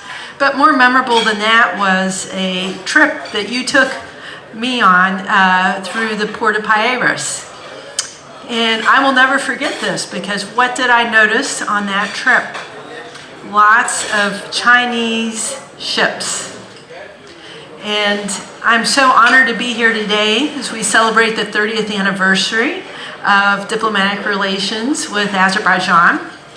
And we're gathered for UNGA, but it's also a very important time in the world's history and in the history of what's going on in the Caspian region. My aunt and uncle actually lived in Aktau, Kazakhstan at one point, where he worked on an offshore oil and gas project. And so I've heard about the region for a long time. I had the honor of meeting and welcoming to my office when I was at Exim the Minister for Trade from Uzbekistan. And for those of you who are from Uzbekistan, the Export-Import Bank, although I'm no longer there, has a $100 million memorandum of understanding with the United States. And we heard earlier this evening the ambassador from Azerbaijan underscore tactics versus strategy. And I know my U.S. government colleagues heard that loud and clear. And I know we're getting ready to go to the G20. And I know that message will likely go there as well, because it's a very important time. And we need to have a consistent policy, not only for our country, from administration to administration, but also, I believe, for key players in the G20. Because we want the United States to be in the Caspian region supporting what you're doing.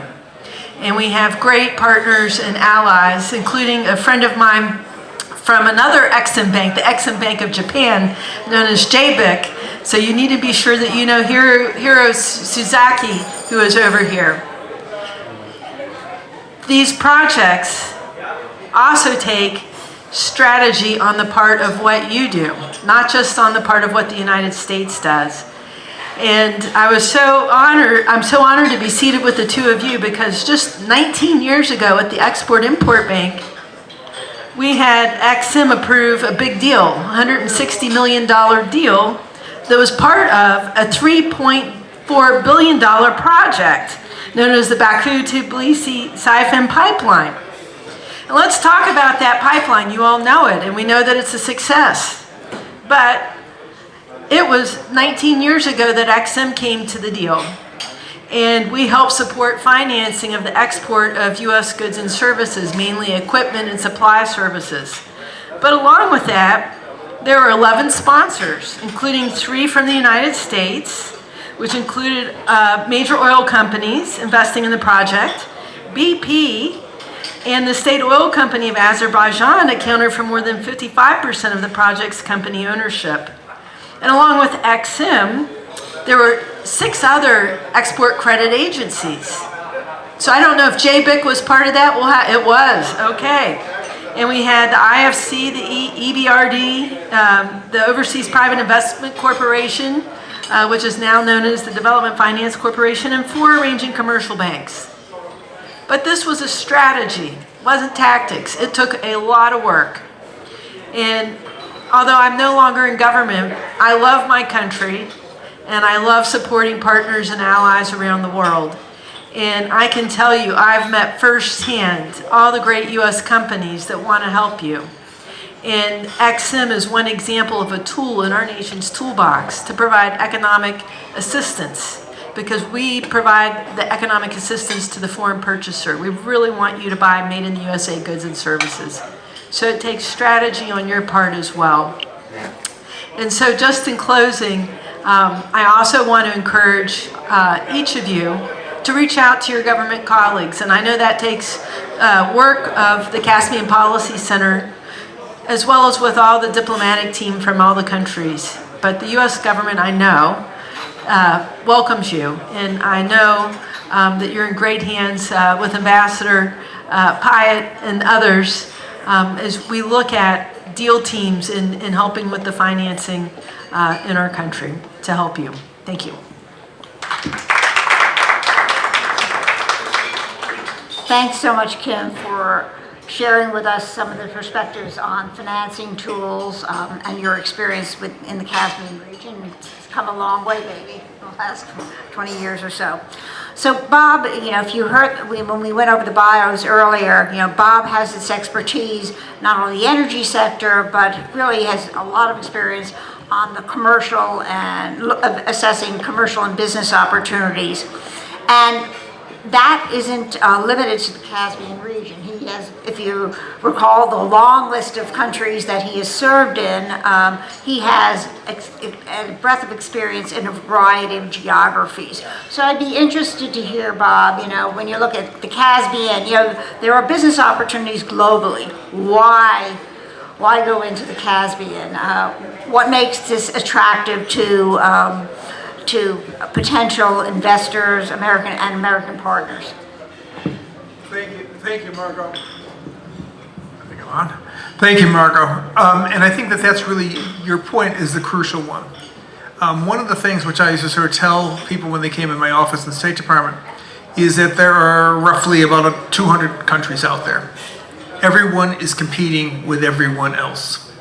And while an ambassador, a minister, president may come in and say, come invest in my country, the reality is there's somebody else coming into the Secretary of State's office or the Secretary of Commerce's office or the President's office with that same line 2 seconds later.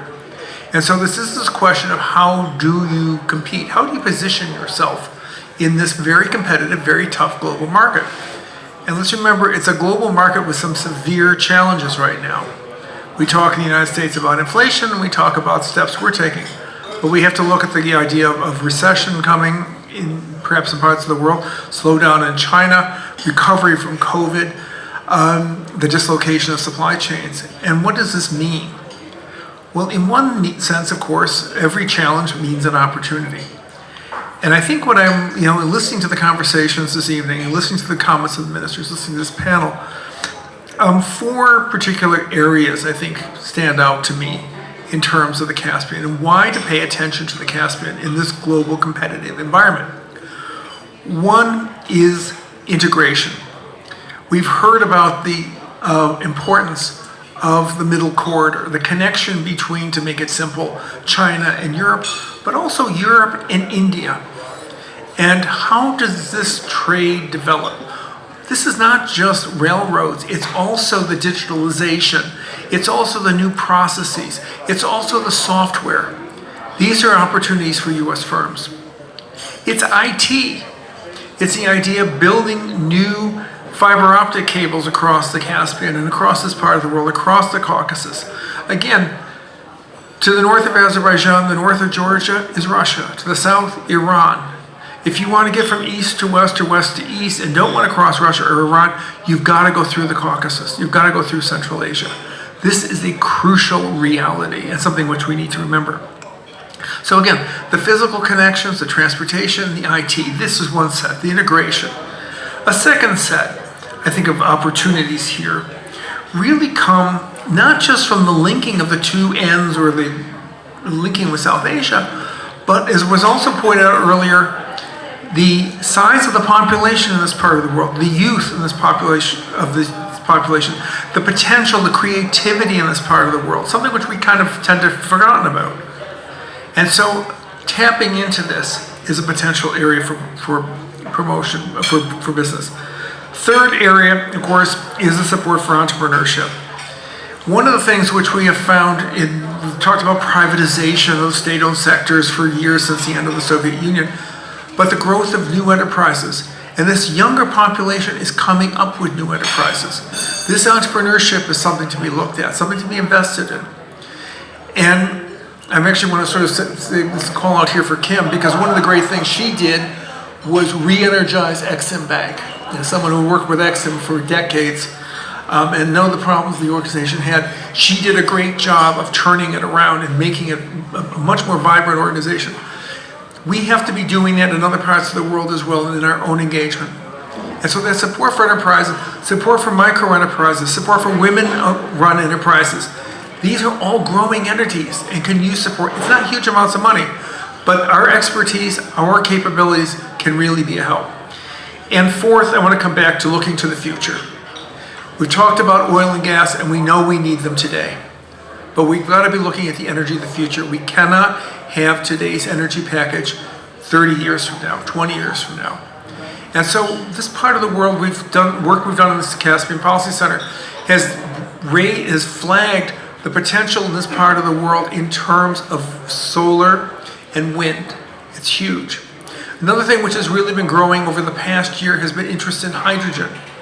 And the idea, too, of producing green hydrogen, where you can use the wind, you can use the solar power, use the Caspian to create the hydrogen. And then we can use these same pipelines in many cases, modify them in some cases, to ship that hydrogen to other parts of the world where it can be used to power factories. It can be used to produce cement. The Germans are looking at this for producing steel, and do it in a much cleaner way. So these are real potential things out there, and things which we need to be kind of looking at, and I think we should try to work with. I see the potential in this region to accomplish great things. These are possibilities for U.S. companies, U.S. businesses to become involved with, and in realizing those possibilities. So with that, I'd like to just open the floor again for questions.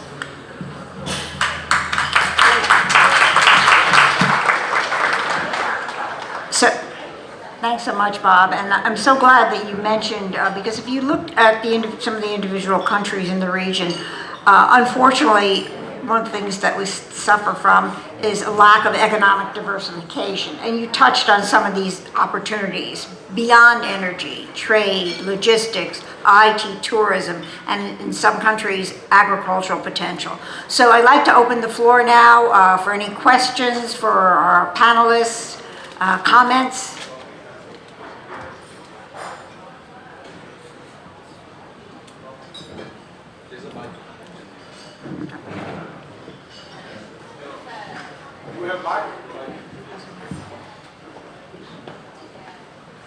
Can I just ask loudly? Sure. Seems like you can.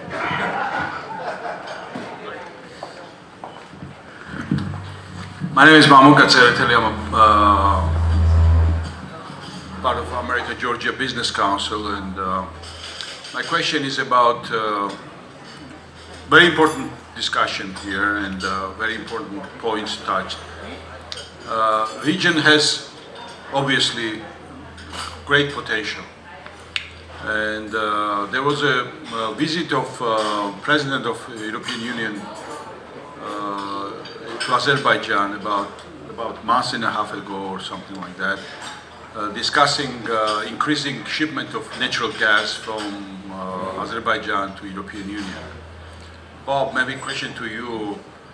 How visible is that amount that was discussed, and what is the time frame that this is possible to really deliver to European markets, that amount, an additional 7-8 billion cubic meters of gas to European markets?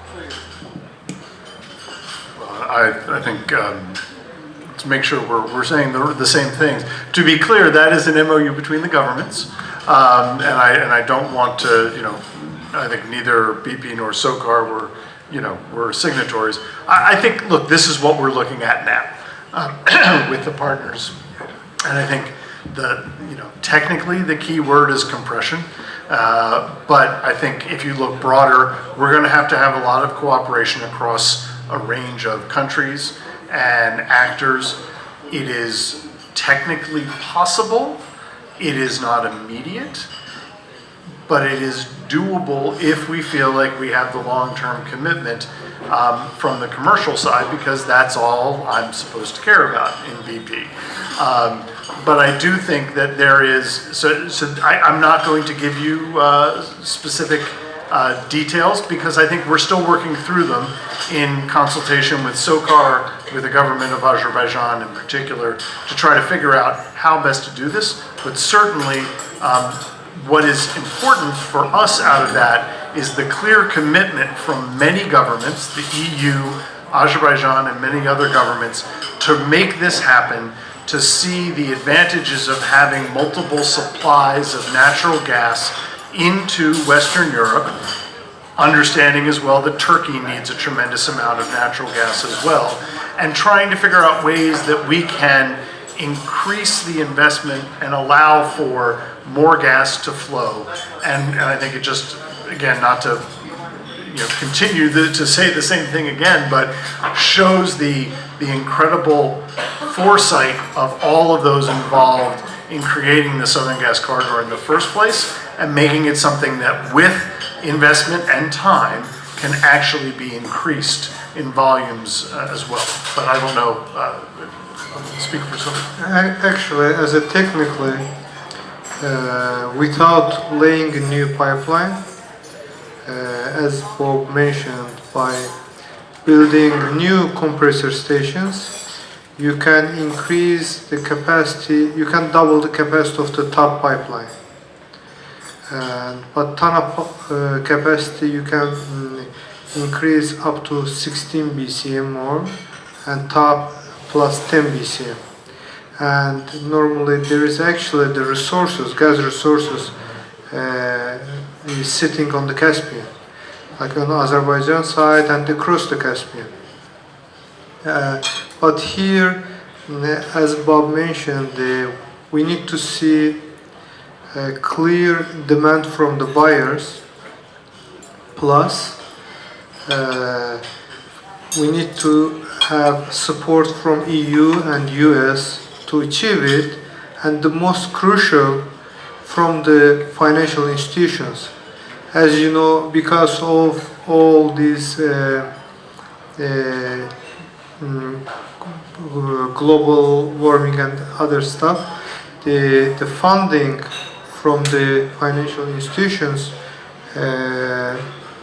kind of decreased on these projects. However, in my speech I was trying to mention that natural gas is a transition fuel.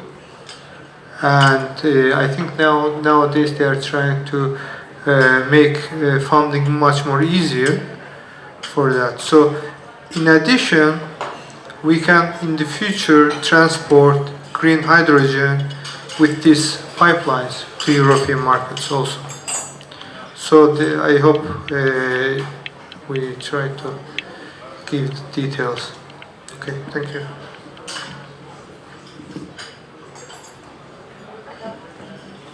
I hope that answered your question.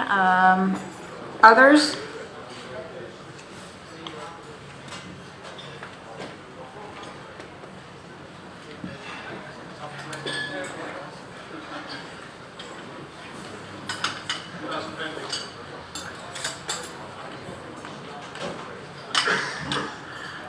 Good evening. I'm Vusal Karimov, Senior Manager at Ernst & Young Business Consulting Group.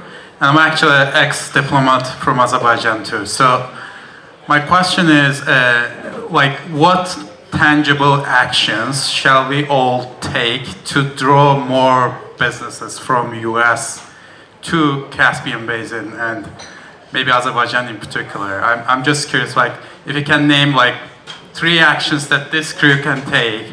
And we all know US businesses typically don't have a higher visibility into the opportunities in the region. So I would like to hear your comments and thoughts on that. Thank you.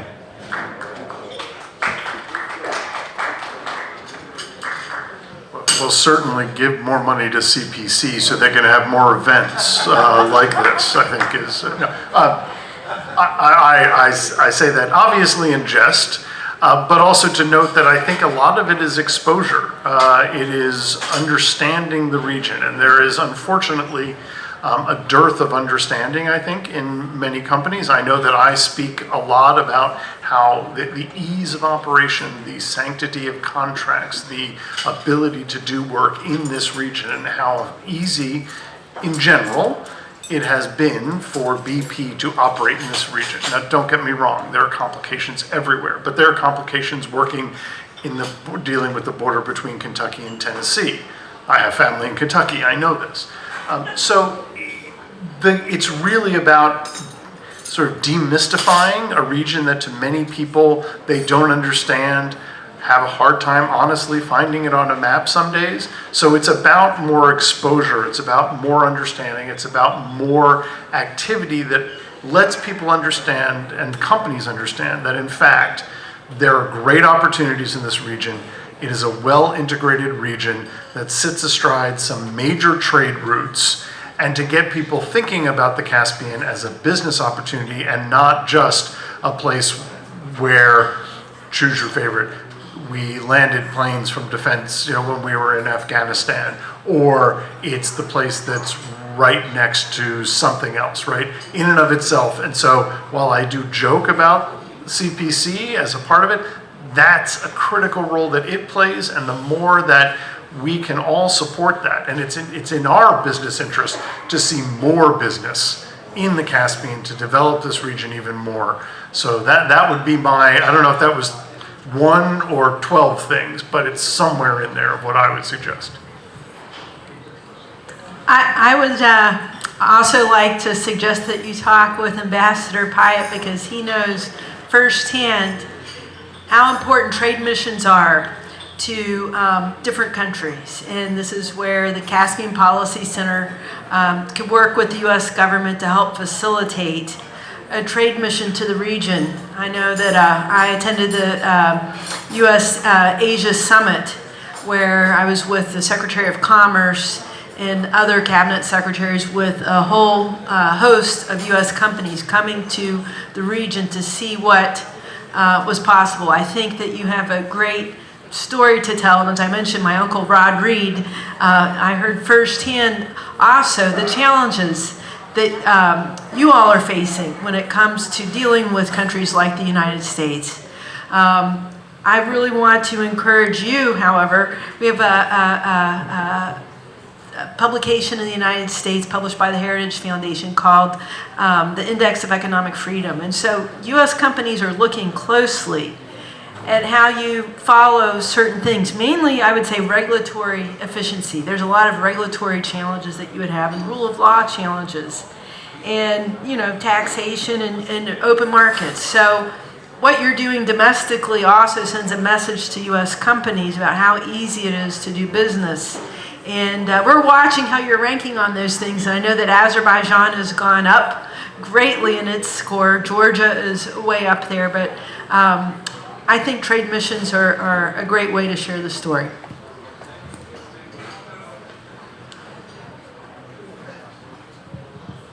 I think something else, just sort of building on that a little bit. Some of the companies in this room, the EYs and the Deloittes and so forth, they've got offices in this part of the world. And they can indeed be sort of informing US companies about what it is that's going on there. The Department of Commerce makes an effort to put out information about trade opportunities around the world, including in this part of the world. But I'm also going to have to say that it's going to be something that companies and governments in Central Asia and the Caucasus are going to have to push hard. And it's not enough to kind of just come and say, hey, we got an opportunity. It's going to be bringing people out. It's going to be listening to the business community about what it is that's working, what's not working so well. I worked U.S.-Canada trade, and believe me, if any of you have ever worked U.S.-Canada trade policy, you've seen how petty and nasty and tough it can sometimes be. Particularly between the state of Maine and the province of New Brunswick over all sorts of things.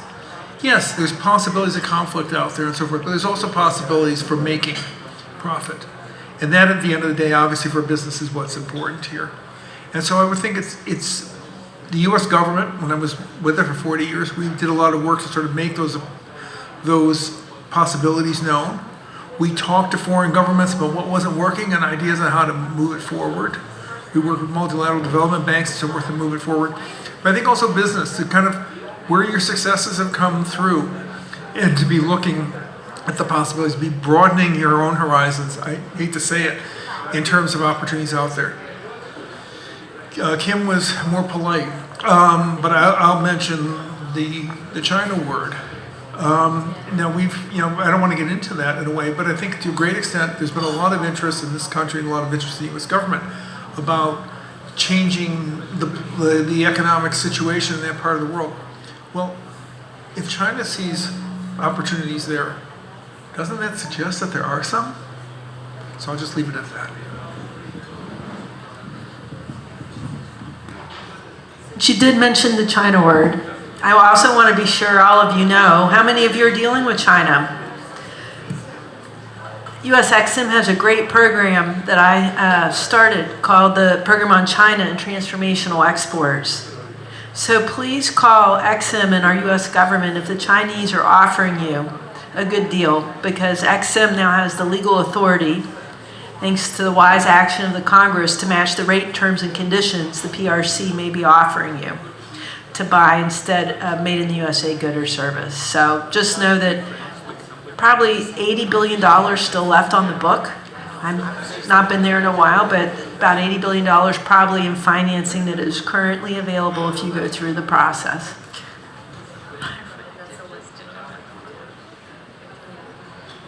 Great. That was so important. Thanks so much, Bob, for talking about the sanctity of enforceable contracts and rule of law. And then, of course, we talk about a region, harmonize customs procedures, simplifying cumbersome regulations, make it easier. And these are the actions that have to be taken at the host government level. So there's just so much that we can do here back in Washington, but host countries have to take the responsibility for opening the doors and making sure business feels welcome, making it the ease of doing business in a particular country is so important. Other questions? Yes.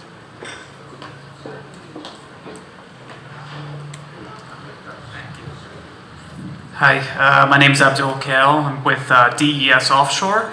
Currently servicing the northeastern offshore projects in wind and energy storage. I guess in respect to the basin itself and policy pertaining energy as a quote-unquote basket or an umbrella, where do we see alternative energy, offshore, onshore wind making its brace? Is it currently alive? Is it kicking? Or is it something that's in development within the region? And I guess a two-pronged question is how, as the actual CSC, how can we as Americans kind of probe more into that market?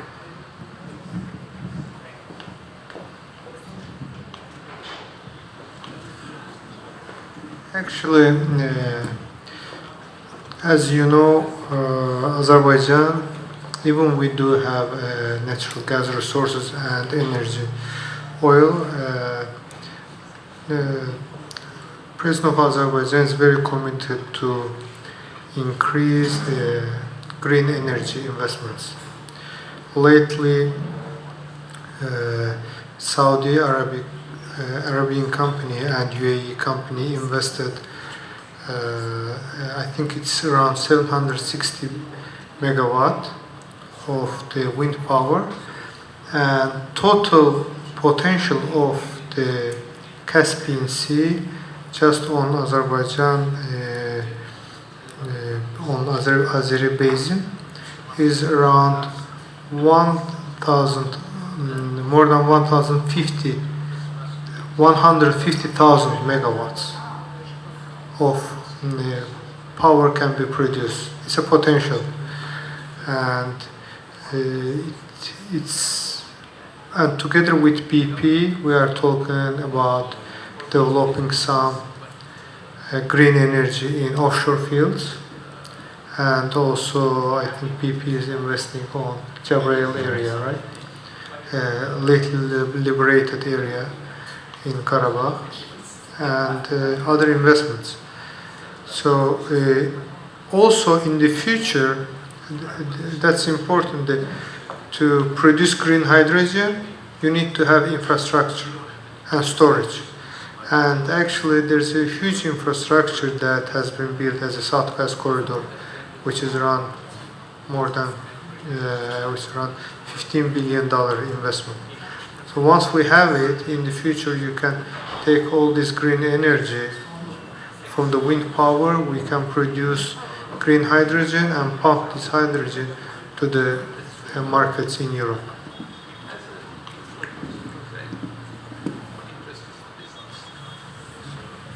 If I can maybe add a little bit to that.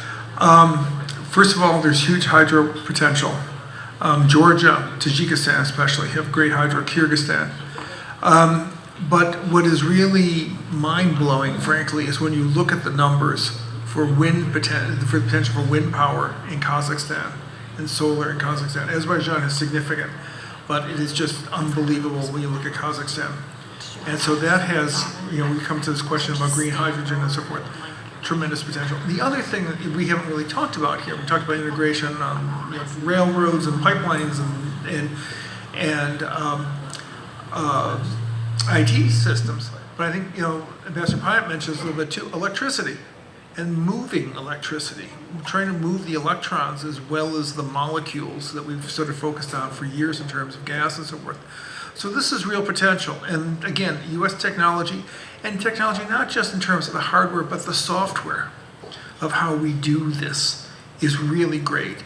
One other thing I just want to sort of build a little bit here on what Samir said is that it's interesting to me in the reconstruction and parts of Karabakh, in the other areas that have been occupied in Azerbaijan, is the focus on green energy and smart villages.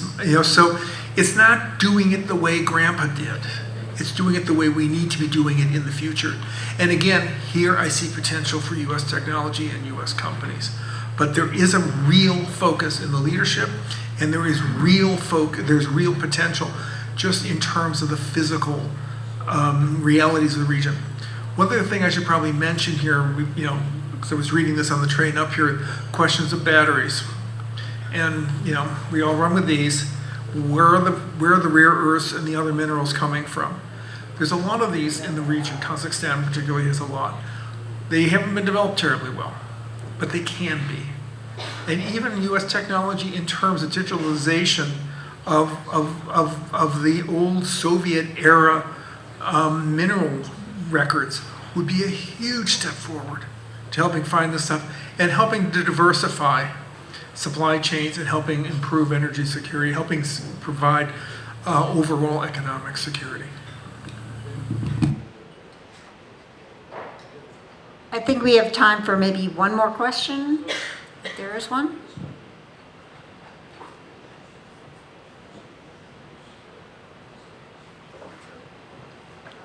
Okay. Well, I want to thank the panel. Excellent job. Thank you so much for sharing your insights and years of experience, and hopefully you benefited from, and hopefully you'll come back to other CPC events and reach out to the individuals you've met here today. In closing, let's bring Efkan back for some final comments. Thank you.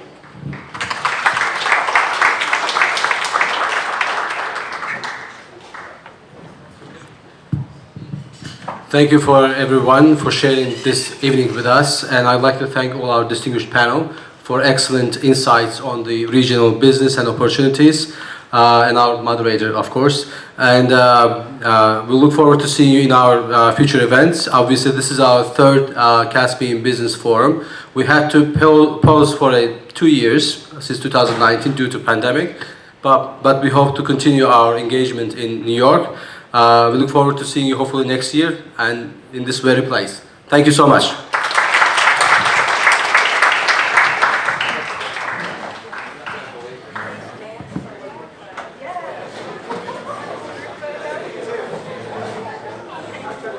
I'm gonna stop. Yeah. I'm gonna cut right now. Oh, wait, is there gonna be a photo?